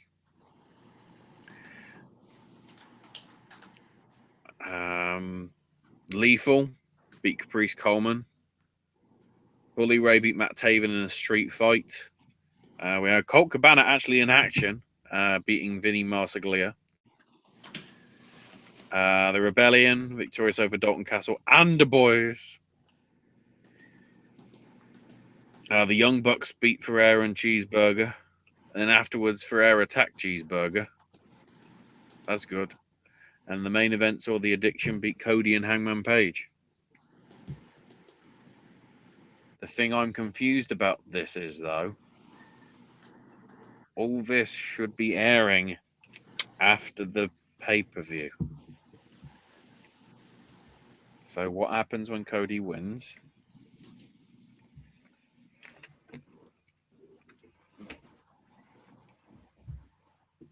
It's not a theory, it's a request. It's anyone's guess, honestly. And then also, Ring of Honor had a regular house show in Collinsville on Sunday, the Gateway to Gold. So open with Myron Reed, the Glory Pro champ, beating Kurt Stallion, so obviously local promotion. Then Frankie Kazarian beat Flip Gordon. The Rebellion of Titus and Coleman beat Coast to Coast of St. Giovanni and Ali. Jay Briscoe beat Shane Taylor. With the gauntlet for the gold, Punishment Martinez and Jay White wrestled to a double countout. Which means, of course, triple threat later on. Of course. Bobby Fish beat Jay Lethal, thanks to interference from Silas and the Bruiser. Then I believe Silas and the Bruiser took on Bully Ray and Mark Briscoe. I'm guessing Bully Ray and Briscoe won. I'm trying to find the Collinsville show, and I can't find it anywhere.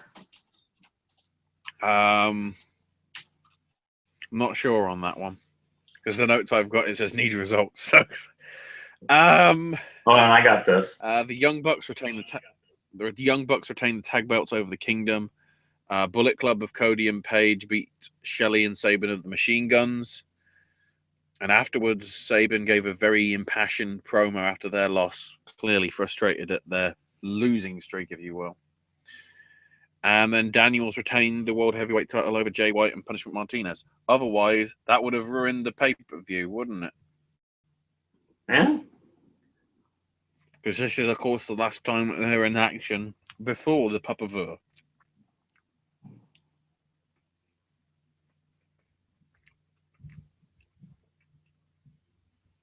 Pre-show match, Myron. I believe Cody came in from London pretty soon after this show. Because I think he was in action like Thursday or Friday. Right. Literally and Sunday TV tapings and the house show. And then going straight to Japan. Fuck the revival. Yes. Yeah, it was Stephen and Mel say it. Yeah, he will give it time. It was a Bullet Club over the Machine Guns, so that's what. Silas and the Bruiser and Bully and Mark Briscoe went to a no contest.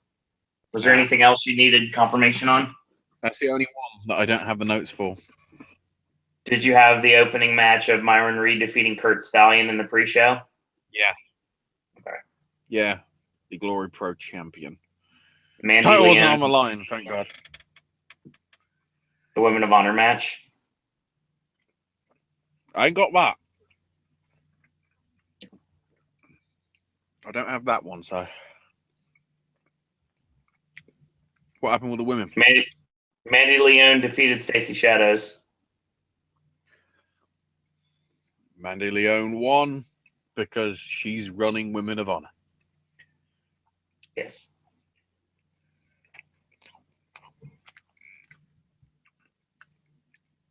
Now it's time Get away to. with that because there's no title. Well, now actually it's time to talk a little New Japan Pro Wrestling.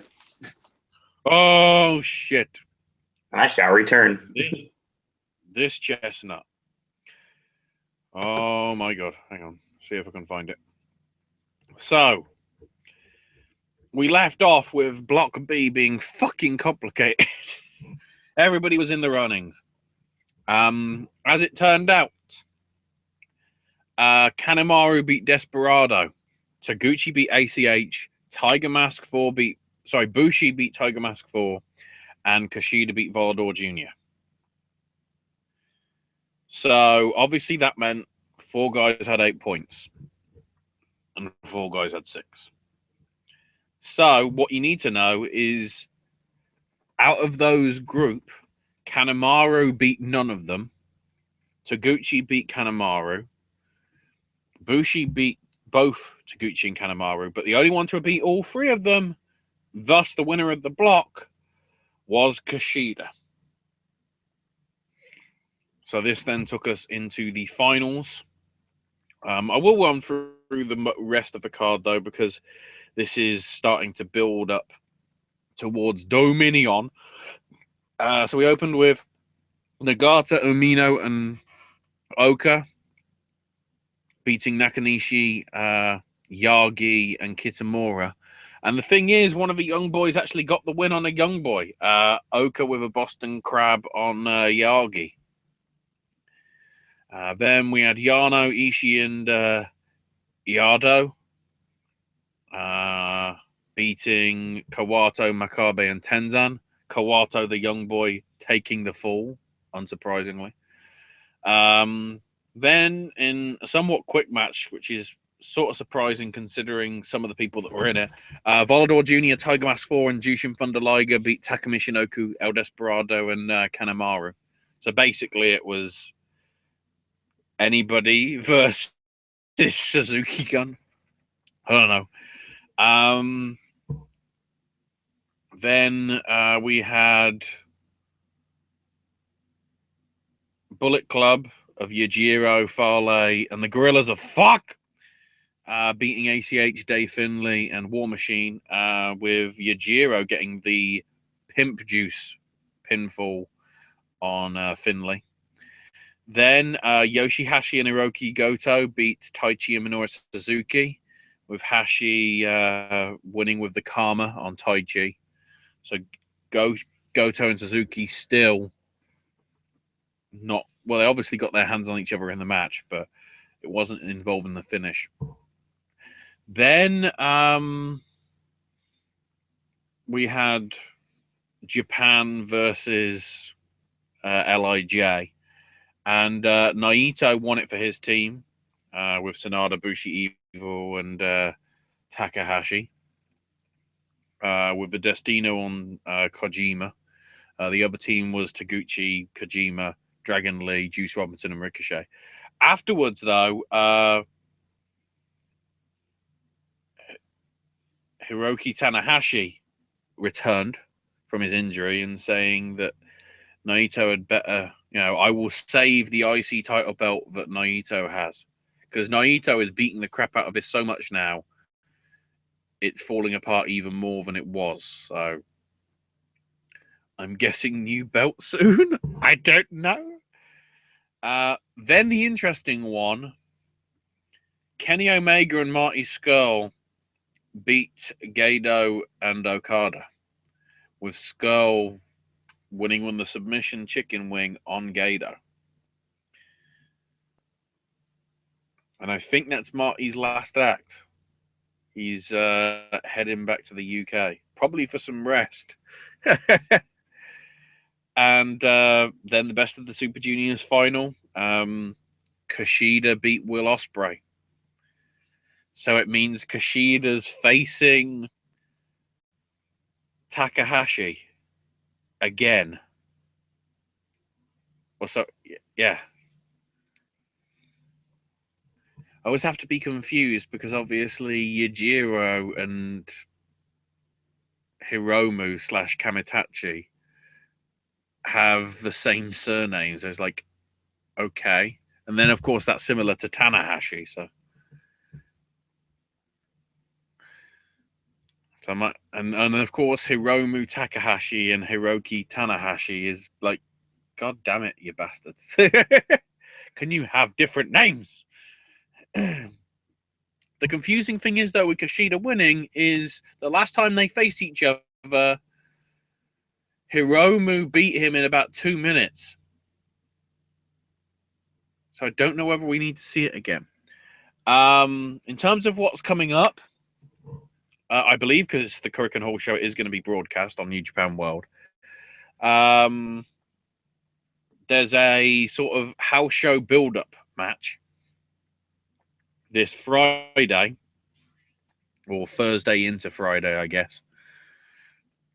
The main event is Roppongi Vice and Okada versus Kenny Omega and the Young Bucks, obviously building up to their matches. We've also got Tanahashi teaming up with Taguchi, Robinson, Ricochet, and Kushida to take on Naito, Sanada, Evil, Bushi, and Takahashi. I guess I'll just call Kamitachi Takahashi and Yujiro, just to not confuse everything.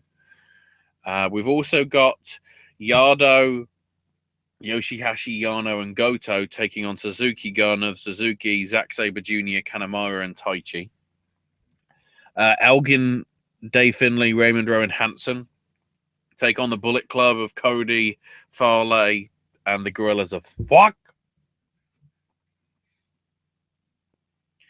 There's some other ones as well. Quite a lot of 5-mans, but it's basically a lot of multi-man matches to build up to the main event. This Sunday, it's Dominion, Osaka Joe Hall, which I think is Tanahashi's home, or where his place of birth anyway. So I expect to see the crowd working out. Wait, are we supposed to cheer for Naito or the hometown guy who's injured? So the pre-show match will be Finlay, Oka, and Umino versus Kawato, Kitamura, and Yagi.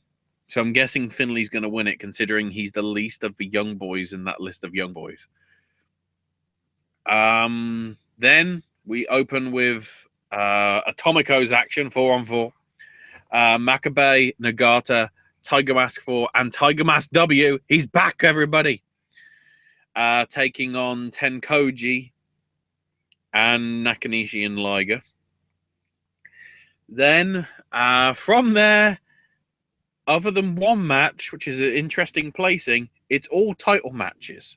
So we've got the never openweight 6-man tag belts on the line in a gauntlet match featuring the champs, which are Sanada, Evil, and Bushi.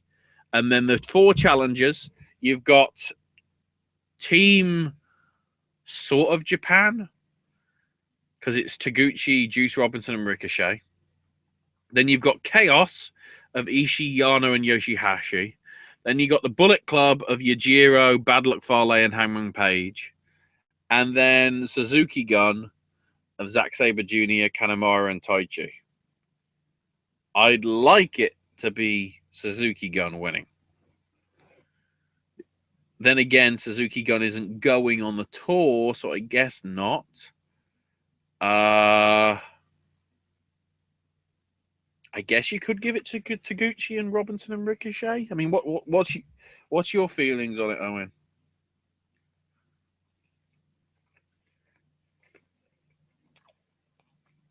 If Owen isn't dead.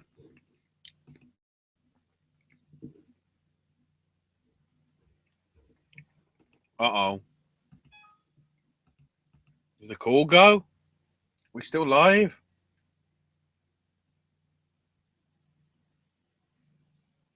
God damn it. I need to know if we're still live. Or if I'm still live. Or something. God damn it, YouTube. Now I need to get some echo. Or is my internet dying? No? Why is that taking... This is all very confusing.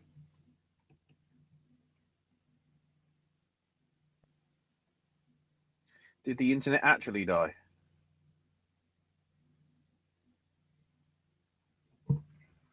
No?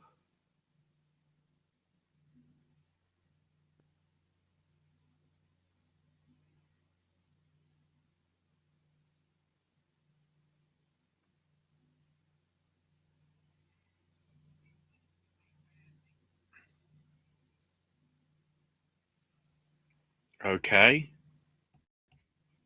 I don't know what's happening. Dun.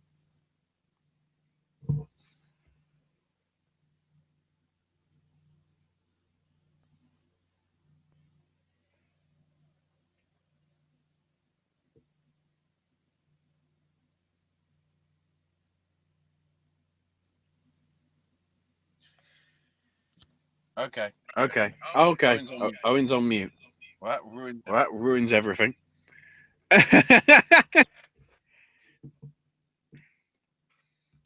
So, in terms of the bounce back between us, that ain't going to be happening. I guess I'll get to it quickly when he's back, if he is back. So then we've got the junior tag matches. Well, sorry, the junior tag titles on the line. Romero and Beretta. The other reason I was confused, guys, as well, in case you're wondering, is because I couldn't bring up the live chat. That wasn't working for some reason on my connection. So I was confused the shit out of me. So yeah, Roppongi Vice versus the Bucks is next, followed by the other tag belts, the main tag belts, with War Machine defending against Tamatonga and Tangaloa. Is that actually working now? Or is it just taking forever to load? Wow, YouTube's being a bitch.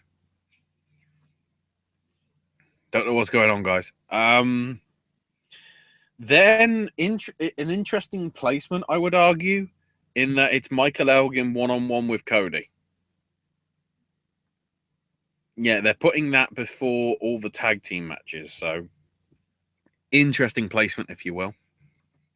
Next up, the first of your triple main event, or triple main event replays, I guess, from Wrestle Kingdom. It'll be Hiromu Takahashi versus Kushida for the junior heavyweight title. Then a lumberjack death match with Minoru Suzuki defending against Hiroki Goto. I'm guessing that title may change hands, considering, Suzuki Gun apparently aren't part of the New Japan tour and all that. And then your double main events, if you will. Again, repeats from the Tokyo Dome. Naito defends the Intercontinental title against Tanahashi. And then the big one. Okada defends the heavyweight title against Kenny Omega! Because that's how they'll say it.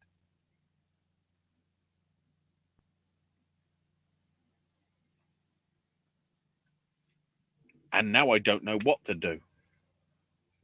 Because I've talked New Japan and there's nothing else to talk about. To quote Evanescence, save me!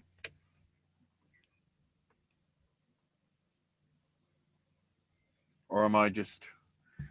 I don't know what's going on here. God damn it. Wait. Leva Bates is playing on Twitch TV. I'm tempted to hijack this show and just watch that. No, I won't. I'm just trying to get a link so I can try and get the chat up so I can see you guys, because I don't know what's going on. Click that link. I want to open it in that. Thank you. The app isn't working. It's being a bit broken. Delete! Delete! Other assorted noises.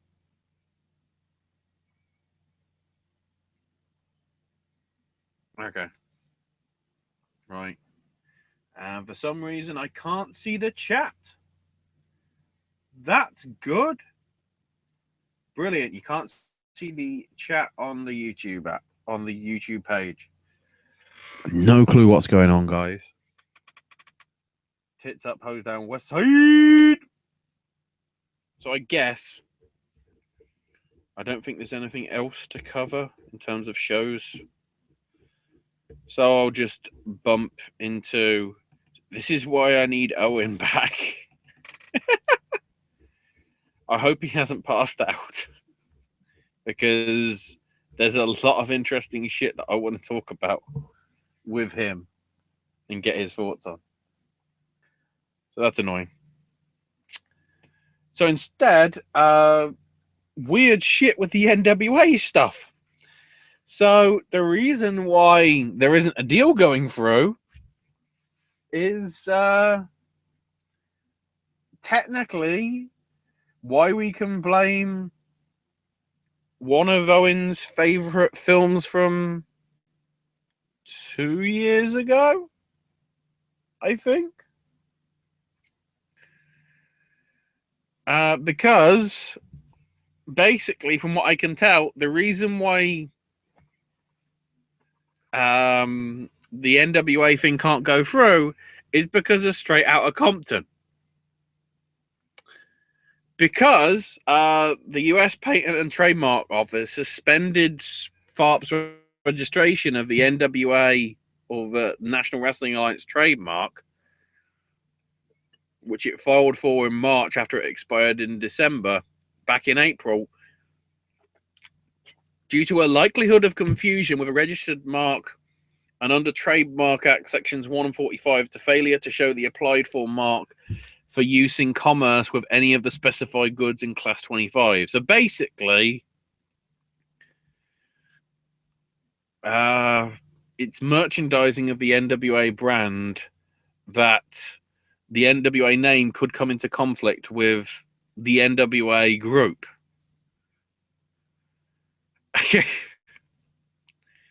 And apparently FARP did not show adequate proof that the band was currently being used in commerce, as in was actually being sold. So that might be one of the factors as to why this shit is bananas. Bananas. I'm quoting so much Gwen Stefani here. I don't know what's going on.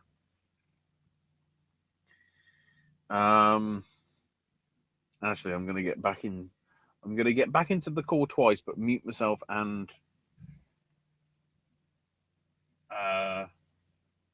blind myself, just so I've got an idea of when I've got to plug in the fucking speakers. There we go. I've got an idea of when Owen's back, if I can see it, in terms of the stuff. So yeah, NWA lost the trademark because of the NWA, even though I'm pretty sure the wrestling NWA existed before the rap group. Brilliant. Good marketing there, guys. In terms of Raw, basically it did really good. It looks like the fact it wasn't up against anything may have saved it partially, because it was just under 3 million viewers, which is a 15% rise from the lows of last week. Although it is worth noting, both the first and the second hour got 3.11 million viewers. The third hour got 2.76. So roughly 300,000 to 400,000 turned off for the final hour. So the woes continue for the ratings then. Yeah. God, they're never going to learn. Now that you're back, what's your thoughts on the title matches for Dominion? Oh man. Honestly, I really wish I didn't have to work so early, because I totally would watch it live. I have now. I was going to see The Mummy and whatever, and sort of review it on the Elite Force podcast. Cheap plug, which I might start doing now. But because Dominion's on, yeah, and because E3's on, I am finding an excuse to basically watch EA stuff on Saturday, go to bed, get up early to watch Dominion, go to bed for a few hours, and then watch the rest of the stuff on Sunday. because I want to see history happen live and not have to Yeah. miss it because I'm asleep because I want to see the Mummy. Oh man. Sorry, Tom. I mean, you look at the card, and it's The most complicated one is the 6-man's, obviously. yeah. I mean, I would not be shocked if LIJ dropped the never open weight 6-man tag belt. No, because it's their first defense, and they always drop on the first defense. Yep. I mean, with the 6-man, with the Bullet Club, okay, and Suzuki Gun, Saber's the only person in that group that really can't bear to get the fall.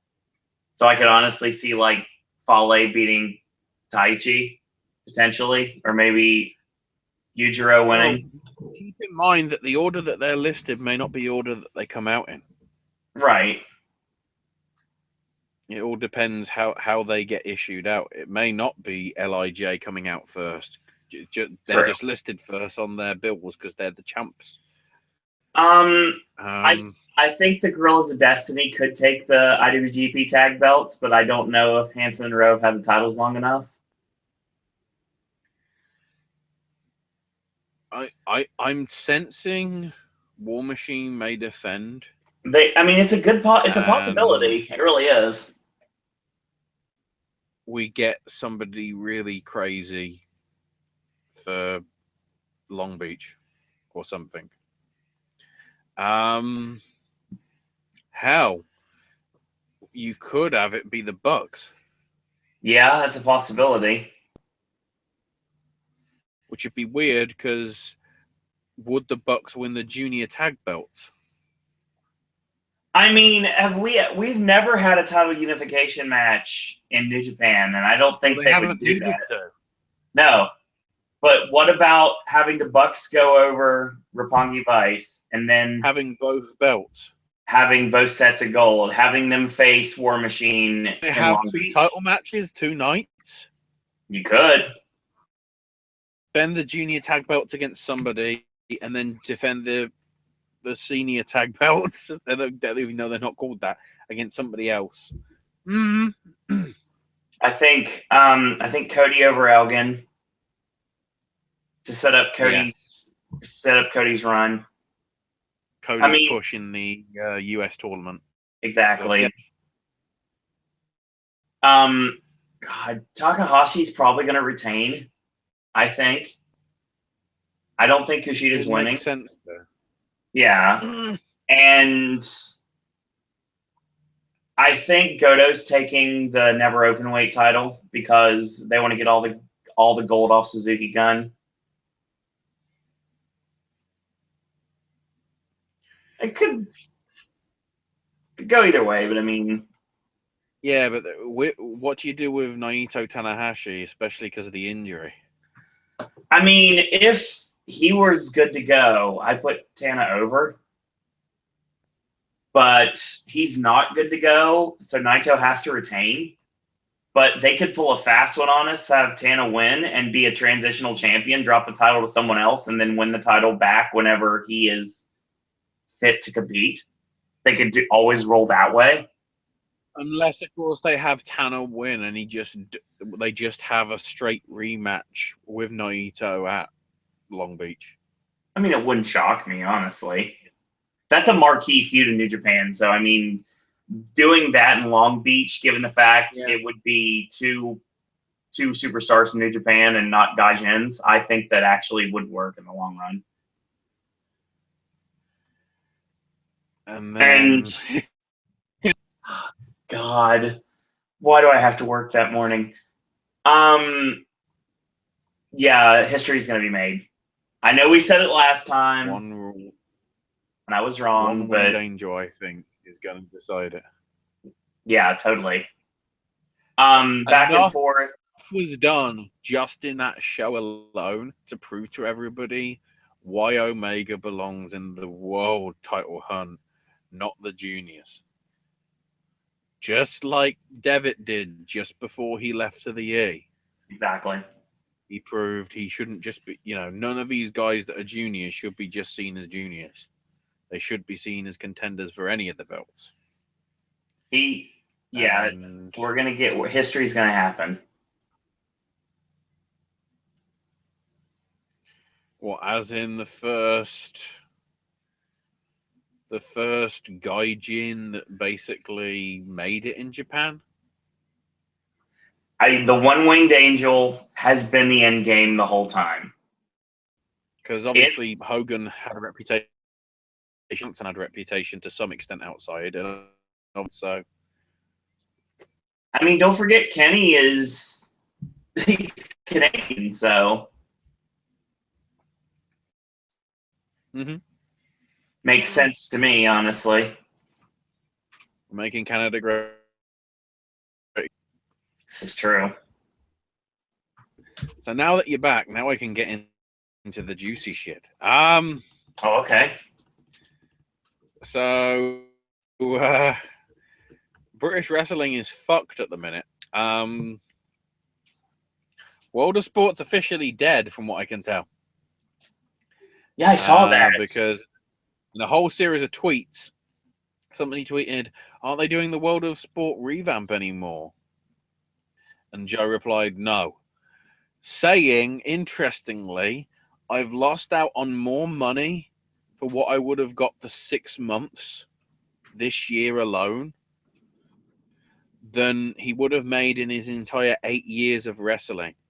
And it's supposed to be a revival of British wrestling. Interestingly, then, Jimmy Havoc, who wasn't even in the shows, replied, "Idiots with no right to be getting involved have seen wrestling's doing well and want a piece. And what an excuse." Because I think the excuse is that basically the show can't go on because they can't find anybody to run the show. Even though, of course, they could have done it themselves, but whatever. And then Joe Coffey replied to that, "I didn't expect any different." So there you go. ITV don't give a fuck about wrestling. Apparently. And this is from the guys that were going to be working for them. I believe this is shooting at in terms of pay. The fact that people have missed pay from this and from the other one. So, 2 weeks ago, 5 Star Wrestling put out a press headline that, can you fucking believe it?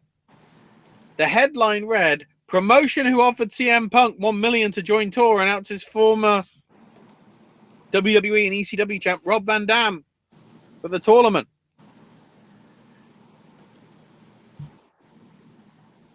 So, of course, they're saying, they want to bring the greatest stars in, and RVD will generate huge excitement. So, basically, they're RVD, Morrison, Carlito, Chris Masters, Moose, Grado, Kenny Williams, Elton, Angelico, Shane Strickland, Jack Jester, Kid Fight, Nathan Cruz, Flash Morgan Webster, BT Gunn, and more. Proudly proclaiming that the show will be starting this Saturday in Liverpool and then culminating in Manchester at the end of December with a massive year-end show with events also in Blackburn, Aberdeen, Newcastle, Belfast, Sheffield, Leeds, Belfast, and why did they mention and London? This is an exact copy from the shit. So, surprise, surprise! Now your tournament is dead and is happening in 2018. The really, really good thing is the talent were told, you know why it got cancelled, Owen? What's that? The Mings. Wow. That was the excuse. Apparently, one attack caused an entire 6 months of shows to be cancelled. At least according to what they said to the talent. The secret thing that they don't want you to know, because this press release came out, June the 1st, so last Thursday. The thing that's actually come out from people that are sort of insiders, perhaps not within 5-Star Wrestling itself, they announced CM Punk, and CM Punk didn't answer, and then they announced RVD, the ones that everybody wants to see. People started asking for refunds because the promotion said they'd offered CM Punk $1 million, and it's like, CM Punk's not going to turn down $1 million.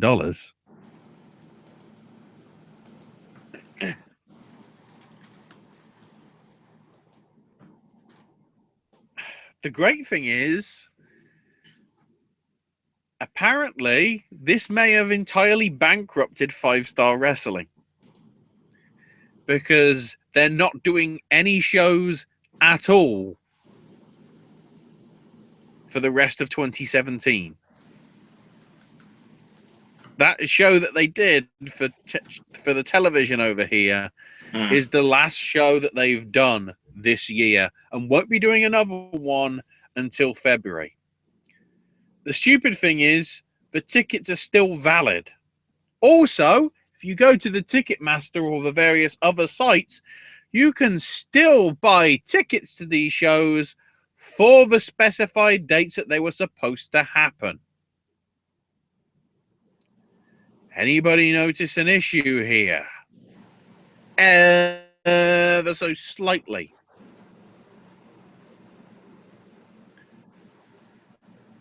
So yeah, the show, in terms of the way, basically the shows will be starting now February the 1st, allegedly.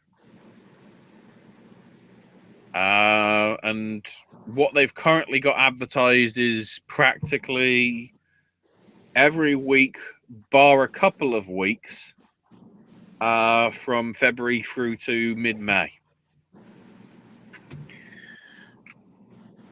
At various places like Liverpool, Newcastle, Sheffield, London, Belfast, Aberdeen, Manchester, Leeds, Dundee, Blackburn, and Cardiff.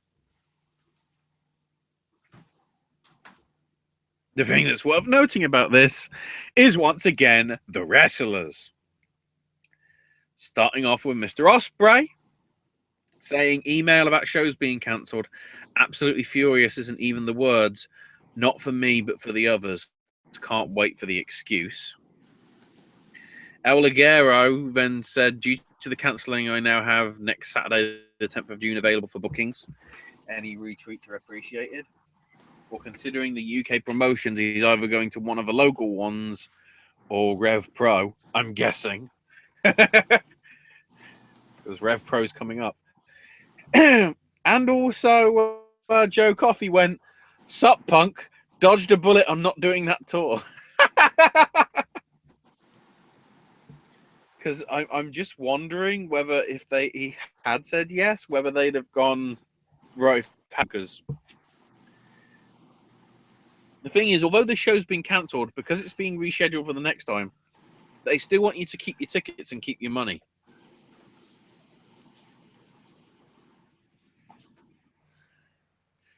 I say this because this sort of had partially an effect on me, even though to some extent I think it's all right.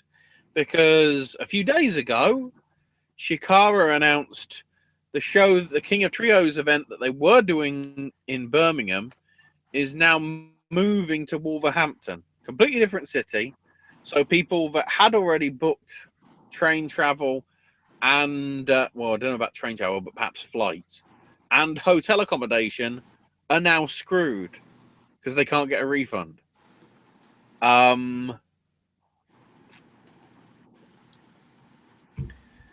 The thing is, the venue is Starworks in Wolverhampton, so basically they're just going to where Fight Club Pro are doing their shows. The reason why they've done this, they can get 120 more people in, because obviously it's a bigger venue. but it's also wheelchair accessible, or easier to be wheelchair accessible than the original venue church hall was that they were going to be into. Tickets apparently are still valid, so I'm good that way. The reason why they say that, of course, is because apparently you can't get refunds on tickets, which is always a good situation. Having done some research, which is why I was being a bit sporadic during Raw, I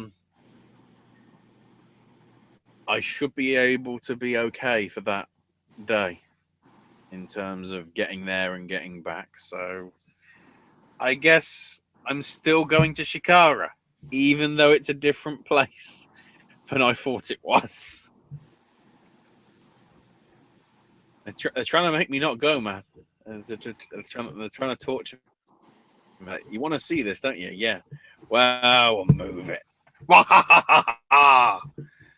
Bastards. So in terms of some Monsieur Dave news, because there was some to some extent from last week. This week's is up. I can't be bothered to look.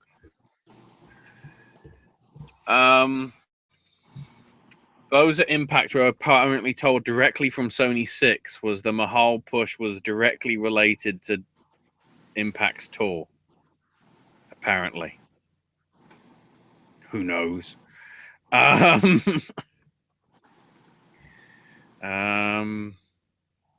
Conan on his podcast said that the Crash were hopeful of making an announcement regarding either a digital deal or a television deal soon. Dominion sold out, which is interesting because that means ticket prices are up 50%. So that's going to be a big ass bit of money made. Mayu Iwatani is now no longer considering retirement, considering, Hojo and Shirai left. Oh, that reminds me. Quick to Twitter and get because I teased this on Monday and I need just to realize that I need to talk about it now. So Stardom had Kairi Hojo's retirement match, if you will, or certainly leaving match.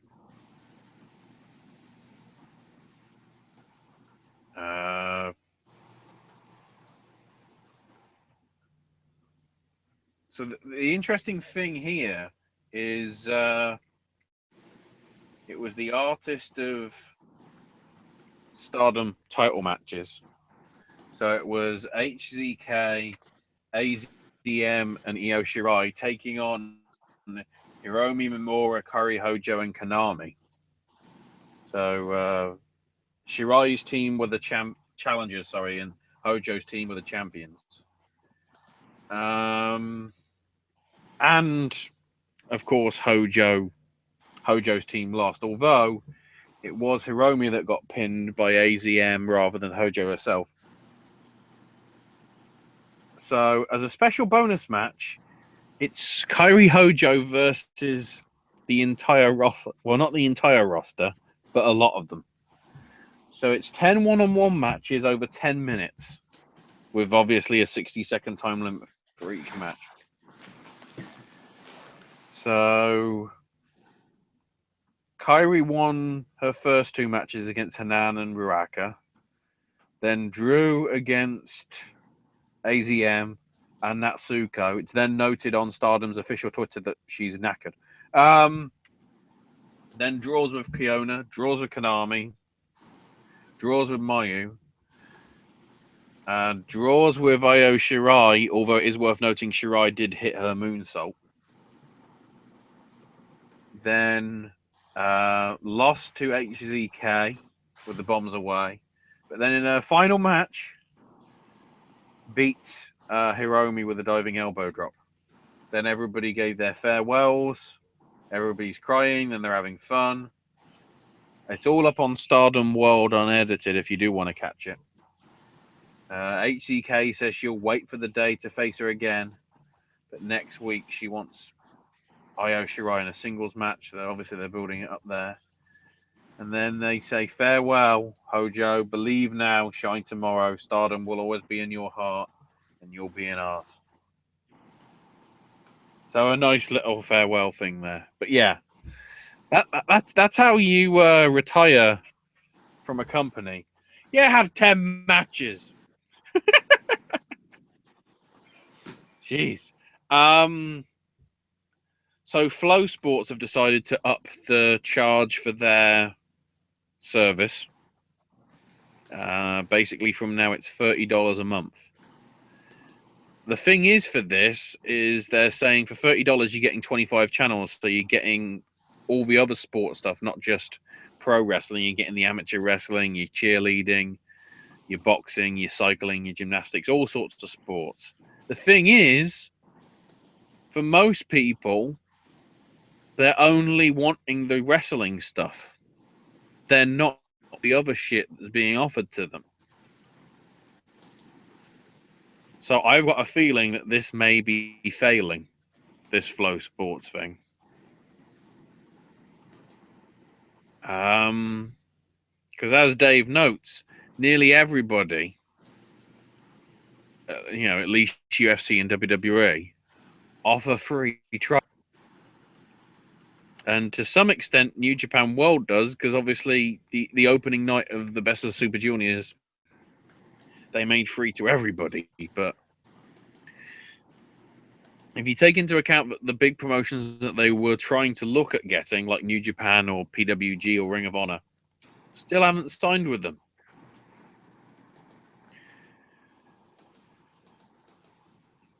So who knows?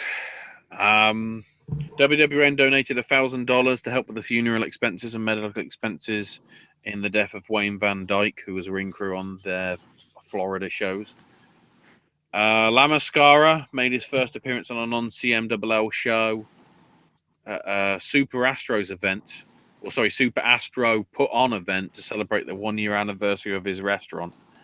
I believe he's also showed up in the Crash as well, from what I remember. Ring of Honor is going to be on TV in India, apparently, on a new station that's just launched there.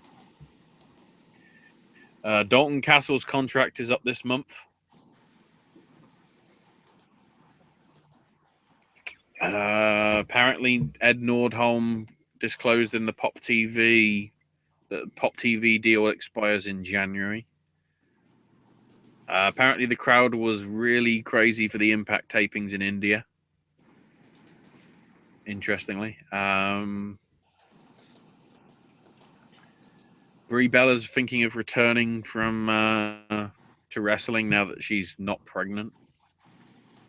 That's good. American Grit's debuting next week. It's also worth noting WWE is not promoting that show, nor are they promoting any movies that he's in that aren't WWE related. Yet Dwayne, even though they're non-WWE related, promote the shit out of them. Who knows? Who the shit knows? Ugh.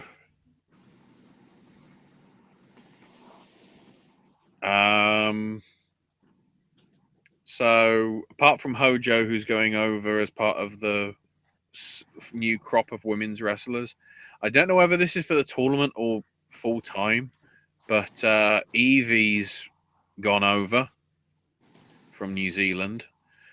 Nixon Newell, God, she's only 22.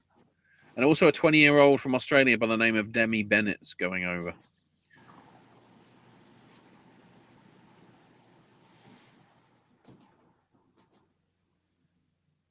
Oh, and interestingly, the plan is for Io Shirai to be coming to NXT. She isn't going to be part of the Mae Young Classic because she's going to finish up her time in Japan first. So there's your right, probably. In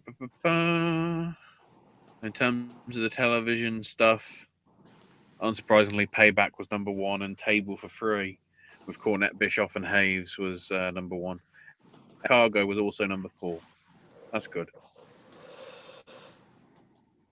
Wait, hang on. Payback was number 1. Where was Backlash? Oh, look, it was nowhere. That's how good Backlash was. Hey! So in terms of results and the upcoming stuff this weekend, so Shikara's Hour of Power had some pretty eventful stuff from the Wrestle Factory. 5 matches actually in an hour. Take that, anybody. So Cobalt beat Jessica Troy. Sonny Defarge pinned Razorhawk. Mick Moretti, small package Race Jackson. Although Race Jackson was distracted by some distorted video featuring Hype Rockwell. So I don't know what that's about. The Rumblebees of Travis Huckabee and Solo Darling beat Hermit Crab and Cajun Crawdad. And then Wani dropped the Young Lions Cup to the new champion Silverhawk with a top rope splash. That's worth noting because that does revolve into this weekend's show, which we'll get to. Rev Pro. On this card, David Starr beat El Fantasmo. Josh Wall and Curtis Chapman beat the London Riots. Josh Bodon retained the Cruiserweight belt over Ashley Dunn. Donovan Dijak beat Eddie Dennis. Zach Gibson victorious over Angelico. Ginny beat Nina Samuels. And then the tag champs, CCK of Chris Brooks and Travis Banks, beat Suzuki Gun of Davey Boy Smith Jr. and Zack Sabre Jr. So basically the Junior Guns or something. I don't know. So is this where you want to bring up Attack Pro, Owen? Yeah, we need to talk about that. In Cardiff is this promotion called Attack Pro. They've done shows with Shikara. I mean, this is technically the home promotion for Nixon Newell because she is a girl from the valleys and everything. Obviously, it's Mandrew's home promotion as well. I'm trying to work out why we need to talk about it. So, do you want to go for it or anything? I mean, I do think it's cool that they did this storyline where, for one night only, everybody was someone else.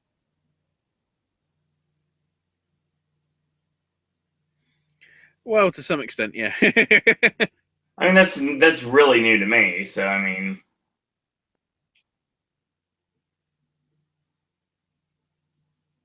to some extent, because it was because stuff still happened as usual. You know, Chris Brooks and Monday, Kid Lycos retained the Attack tag belts against Split McPins and Lord Cat. Then I really don't know what this one is.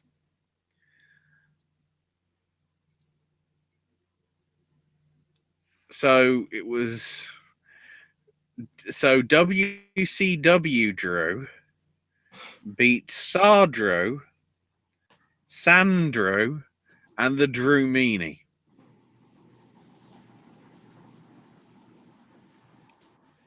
I don't know. I need more clarification on this match.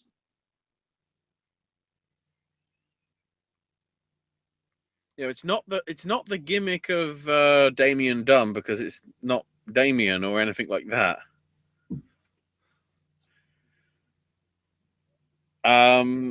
So then the 24/7 champ Tyler Bate and Pete Dunne went to a no contest, probably for obvious reasons. In a Tetris tables match, I don't know what that means. The Bird and Boar beat Eddie Dennis and Cole Fletcher. Elijah beat the Love-Making Demon. And then the main event saw Flash Morgan Webster and Fuck Shit Up. Or it's got some other title as well. But they're FSU of Eddie Dennis and Mark Andrews. Beat Travis Banks and the Hunter Brothers or as they were known this night, the Brothers of Obstruction, because they were Jim and Lee Obstruction. What? Oh, attack. We might not cover you often, but you crazy. Very much the truth. In terms of American Combat Wrestling, ACW in Florida, nothing major truly went down. All 4 champs retained their belts. Jenna retained the women's belt against Casey Lennox. Troy Hollywood held on to the Cruiserweight title over Jason Falcone. The heavyweight title was defended by Paro against Stephen Frick. And in the triple threat main event, Sideshow retained the combat title, beating Romeo, Quevedo, and Drennan. So, looking ahead to this week, quite a few tournaments. Smash Wrestling has gold 2K17. So I can't do the Spandau Ballet joke this time. So 10 people in the tournament, basically, from what I remember, it's 5 first-round matches and then either 5-way elimination or 5-way gauntlet or something. So in the tournament, the matches for the first round are Tarek versus Leo Rush, Dalton Castle versus Mark Haskins, Frankie the Monster taking on Scotty O'Shea, Sebastian Suave taking on John Greed, and Kevin Bennett versus Brent Banks. And then in non-tournament action, allow Beefcake in tag team bout with Tabernacle Team, and Tyson Dukes defending the Smash Wrestling title against Braxton Sutter and Mike Rollins. Then we'll transition into Shikara this Saturday at the Wrestle Factory. They've got Hyde, another Doctor Who themed one, because they all are, apart from King of Trios, because that's different. So we've got Atomico's action on the up for grabs. The Furies of Fire Ant, Ophidian, Travis Huckabee, and Solo Darling take on Los Ice Creams, Chuck Taylor, and Dustin. That's basically Stokely Hathaway and Chuck Taylor. Then the Throwbacks face Hermit Crab and Cajun Crawdad. Both have no points. Ken Bai from Michinoku Pro takes on Kobold. So I'm guessing Kobold's going to win that and get 2 points. Frightmare on 1 point takes on Silverant in a big old feud. And then your 2 title matches, Silverhawk Cup again. In the space of only a week, he's won it and he's got to defend it against Cornelius Crummels. And Juan Francisco de Coronado defends the Grand Championship against Oberian. So now we get to... Well, I say this is beyond wrestling, but basically it's a lot of wrestling. Break the Barrier 2017. It's a wrestling festival. Basically giving talent and promotions the ability to break barriers and name them for themselves in front of an audience. Because it will be showcased on Sunday, June 11th at 1 Maxon Drive in Old Forge, Pennsylvania. Which can be watched live for free on powerbomb.tv if you sign up to a 20-day free trial. It's not really free, is it, guys? There's a catch. I will say, though, they're putting on some good matches. There are matches from Georgia Premier Wrestling, Top Rope Promotions, and Old Wrestling, which I haven't been able to make notes of because of time. Oh no, I've got the Top Ropes one. But the other ones, we've got the matches that I do know. The Carnies taking on the Monarchy of Prince Apollo and Baron Black. Brandon Webb defends the Interstate title against Nico Silva from Top Rope. Women's Wrestling Revolution's contribution is Penelope Ford taking on Renee Michelle. An interesting one as Ophidian takes on Deshaun Pratt. As in, Ophidian takes on Amasis unmasked. So the former tag team partners are going head-to-head there. From Grand Slam Wrestling for the Adrenaline title, Brute Van Slyke puts his belt up for grabs against Ricky Reyes and Stevie Shields. For the first time ever, Orange Cassidy goes one-on-one with Colt Cabana. Beyond Wrestling's contribution is John Silver versus Hot Sauce Tracy Williams. From C4 Wrestling, Bucks Belmar versus Joey Janela. That could be interesting. Then we got a Mexican affair with Puma and Tiger taking on Skayde, Skayde. I'm not sure how you pronounce that. Replacing Triton and Guerrero Maya Jr. And then the main event, the Fly Warrior and Jigsaw take on Kembai from Michinoku Pro and Chuck. Oh, sorry, no, it's Jigsaw, Fly Warrior, Chuck Taylor, and Kembai in a four-way. It's not even a tag team match. I misread it. What promotion did you say you didn't have the match from? Oldie Wrestling's one. Okay. So Old Wrestling would be Dasher Hatfield versus Jeff King.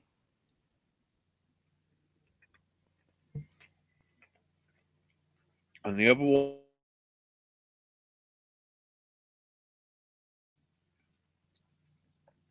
Which one? Georgia Premier Wrestling.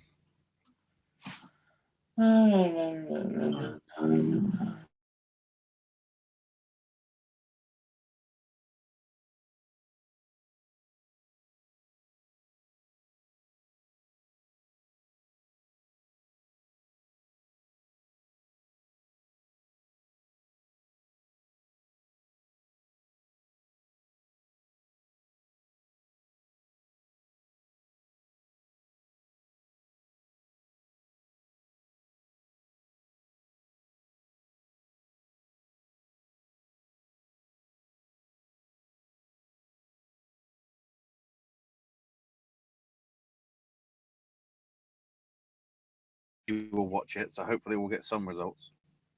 It'll also be streaming at powerbomb.tv. Yeah, as I say, it's sort of free.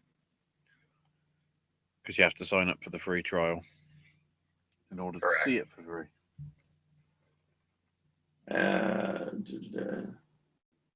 Yeah, I just have 3, 4, 5, 6, 7, 8, 9, 10, 11. I just have 11 matches so far for the show.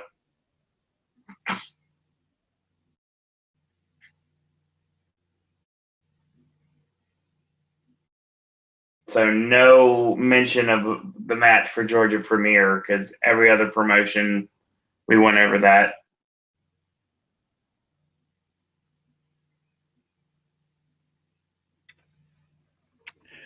AIW now. Night of the Creeps from Tequila Jacks. I'm guessing that's a club at Mentor on the Lake, Ohio. Tickets start from $20. Bell time is 7:30 on Saturday. Announced matches, considering there's 8, I'd say that's all of them. Parker Pierce versus Frankie Flynn. Dedication Personified and Tag Action versus the PM Experience.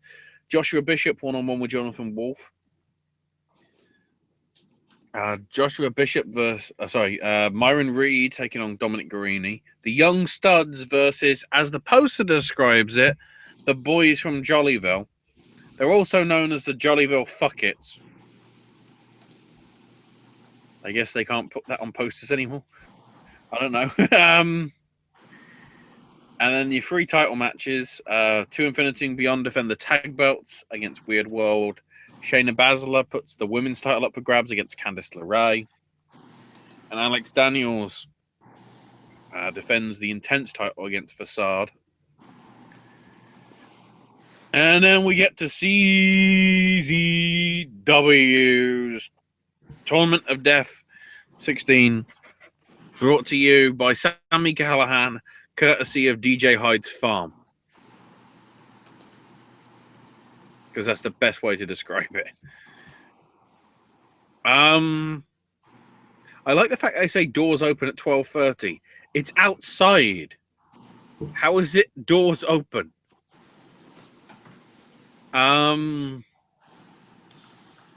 2 p.m. start time anyway for the show. tickets start from general admission for $25 through to first row tickets for $50, where you too can get bled on probably. So the match is confirmed in the first round of the tournament. We've got a Pains in the Glass match, triple threat with Jimmy Havoc, Greasy Shane Page, and John Wayne Murdoch.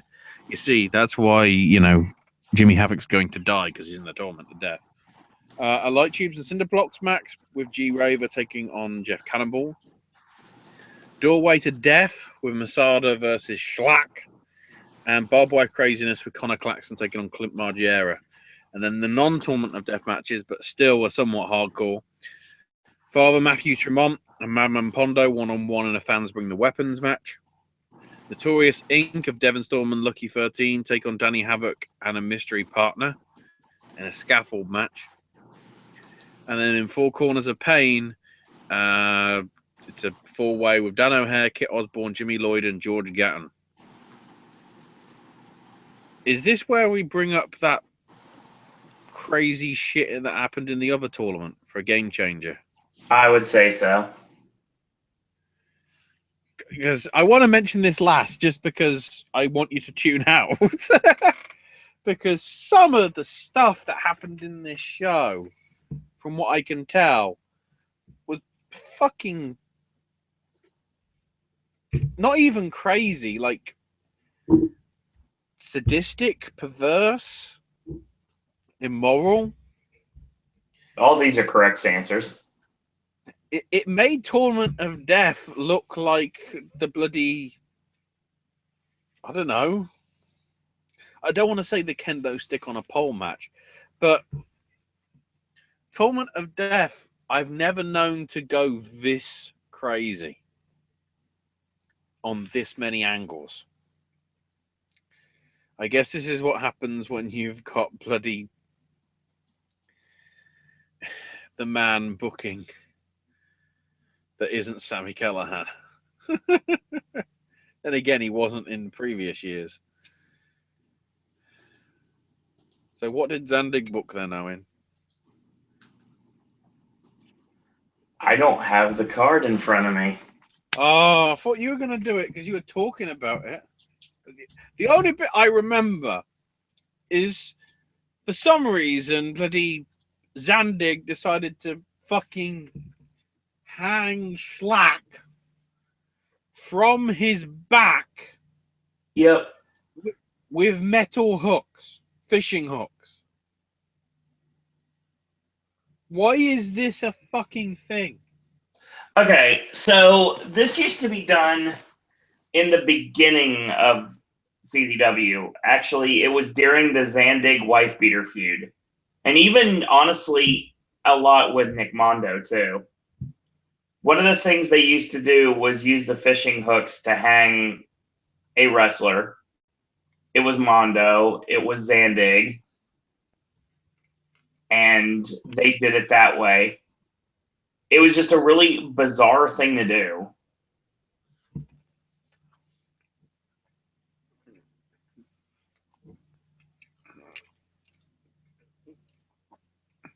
Because even last year, when it was the Tournament of Life, and it was Nick, I think it was Nick Gage when he did it, didn't it? Probably. Oh, I got results. We're good. Keep in mind, quite a lot of the names that were in that tournament are also in this tournament. So if they didn't fuck up their careers last week, they could be doing it again this week. Well, look, it's not telling me what the stipulations are.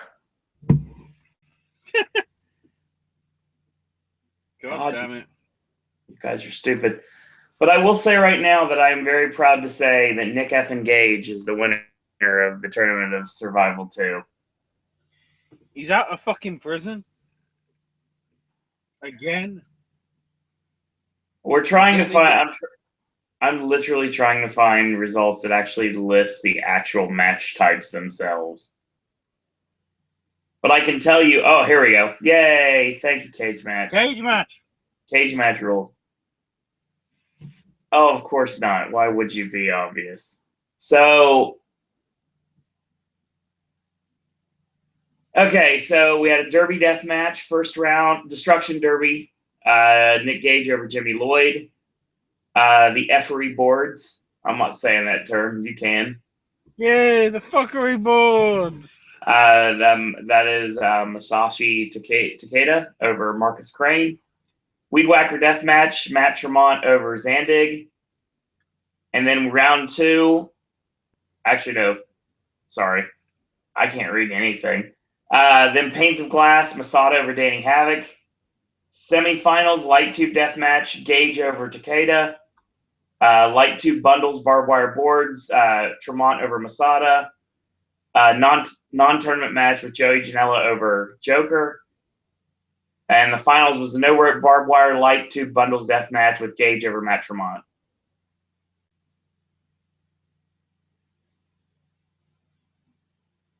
Wait, I'm actually confused. Because the images that I saw was Zandig hanging Schlack with the hooks. So, but the twist is Schlack didn't wrestle. Exactly. So when did that happen? Hang on. So, oh God, why it's so hard to find things? Zandig hung Schlack from the roof of the building with hooks in his back. Right. Ironically, it's from the boards where we normally for a current own saying wrestling gone batshit. Pretty much. So it happened at the show, and he's just there drinking beer. Apparently. Yeah, pretty much. So he wasn't even wrestling. He was just there doing it. What? I'm trying to find information. God almighty. Can't find anything. It's wonderful. But, you know, a lot of people noted that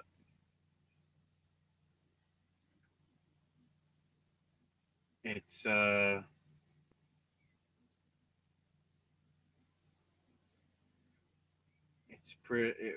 pretty leaving everybody in a thought of why are we doing this shit again?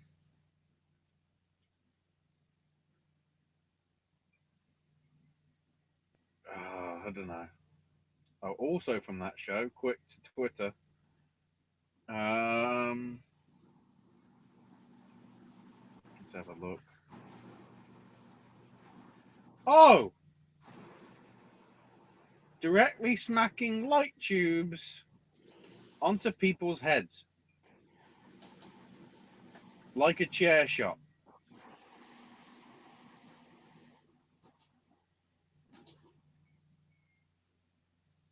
That's what happens. Now understand why CZW doesn't just do death matches anymore. Whew.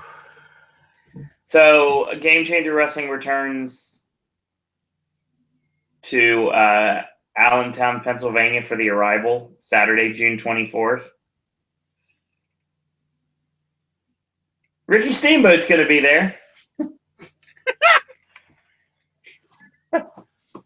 Angelina Love with Velvet Sky taking on Penelope Ford.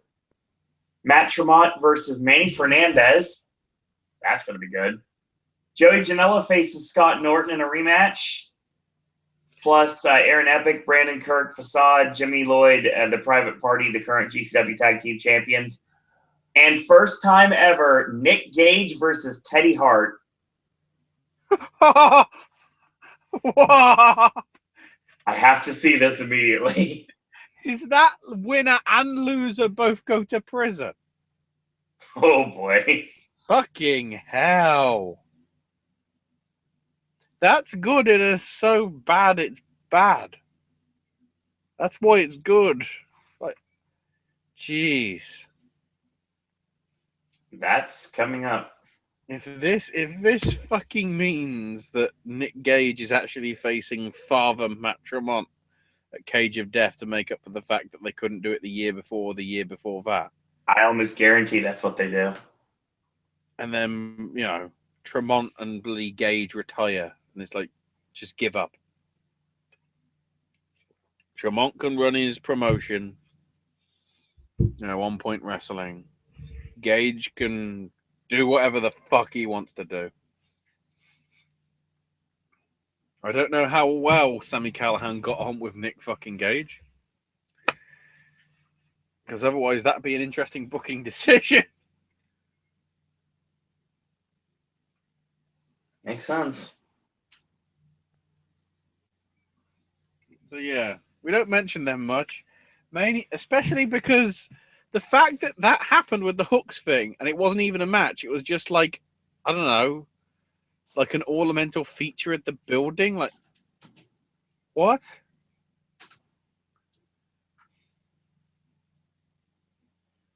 So the attack was basically Zandig got hung by his back with pretty much meat hooks, and it was done during the days of High Five.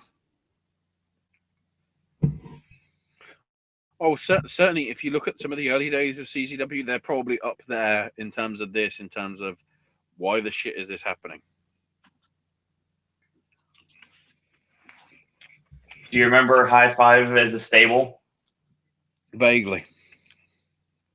Yeah, it was the Backseat Boys, the Messiah, B-Boy, Adam Flash, and Nate Hatred. And they came out to real Mother Effin' G's. That was the music that they came out to. Probably. I'll never forget that because, the Cena taunt that he used to do back in the day where they put the pinkies up and the fist to the side? That used to be the High Five taunt before Cena used it. They used to tap their fists together and then throw it up. So this back when I was watching CZW on the regular. And the backyard days, I did a lot of Nick Gage stuff. Except for I did hardcore, but not like deathmatch hardcore. I just did regular hardcore. But I came out to Voodoo by Godsmack. I wore a bandana around my face. I really straight up did Nick Gage's complete moveset.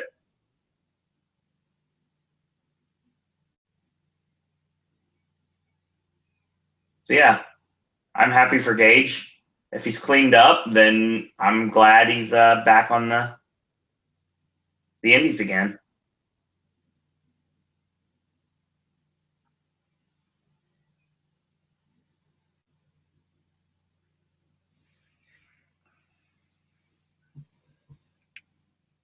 Next.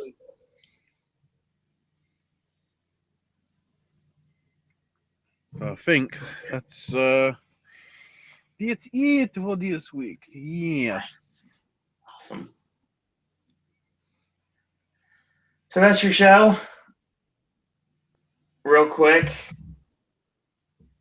we're going to be returning with more wrestling content on Monday for Raw. Back here next Wednesday for Are you going to be up for it? I'm fine. I get off at 3. It's not terrible. Okay. Back on Raw Monday night. In theory, I should be able to see the first 30 minutes of Raw and possibly the last 30 minutes to an hour. Thank God. More likely 30 minutes. So I'll be able to cover one of them. Thank God it's only a week. Yeah. Well, that's the advantage of E3. It is only a week. Thank God it isn't a pay-per-view either. It could have been 2 straight days that we were affected. So that's going to be coming your way this week. Asher, where can we find you on social media? I'm on Twitter at AshesMyNameUK. Cheap plug for checking out the Elite Force podcast as well, where I talk sci-fi related stuff, Doctor Who, Star Trek, all that jazz. EliteForcePodcast.com. Also, apparently, we have a YouTube channel. where you can watch me rant about. Well, I used to do rants about Zack Snyder. I can't do it anymore for various obvious reasons. I ranted about something. I can't even remember what it was this past week.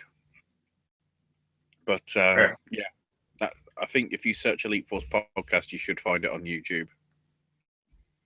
Give us a like, give us a subscribe if you want to. You don't have to, but it would help the channel out. Fair point. So this week we've got Sip and Snack tomorrow. We're to continue the soda theme of the week, of the month, actually leading to the July 4th themed one at the end of the month, because obviously that's the closest we have to July 4th. I'm sure you'll probably put two and two together and realize what we're doing. So we're doing, I believe, the Mountain Dew Spiked coming up tomorrow. AJ takes over the network this weekend, as always, with the newest episode of Fargo on Friday.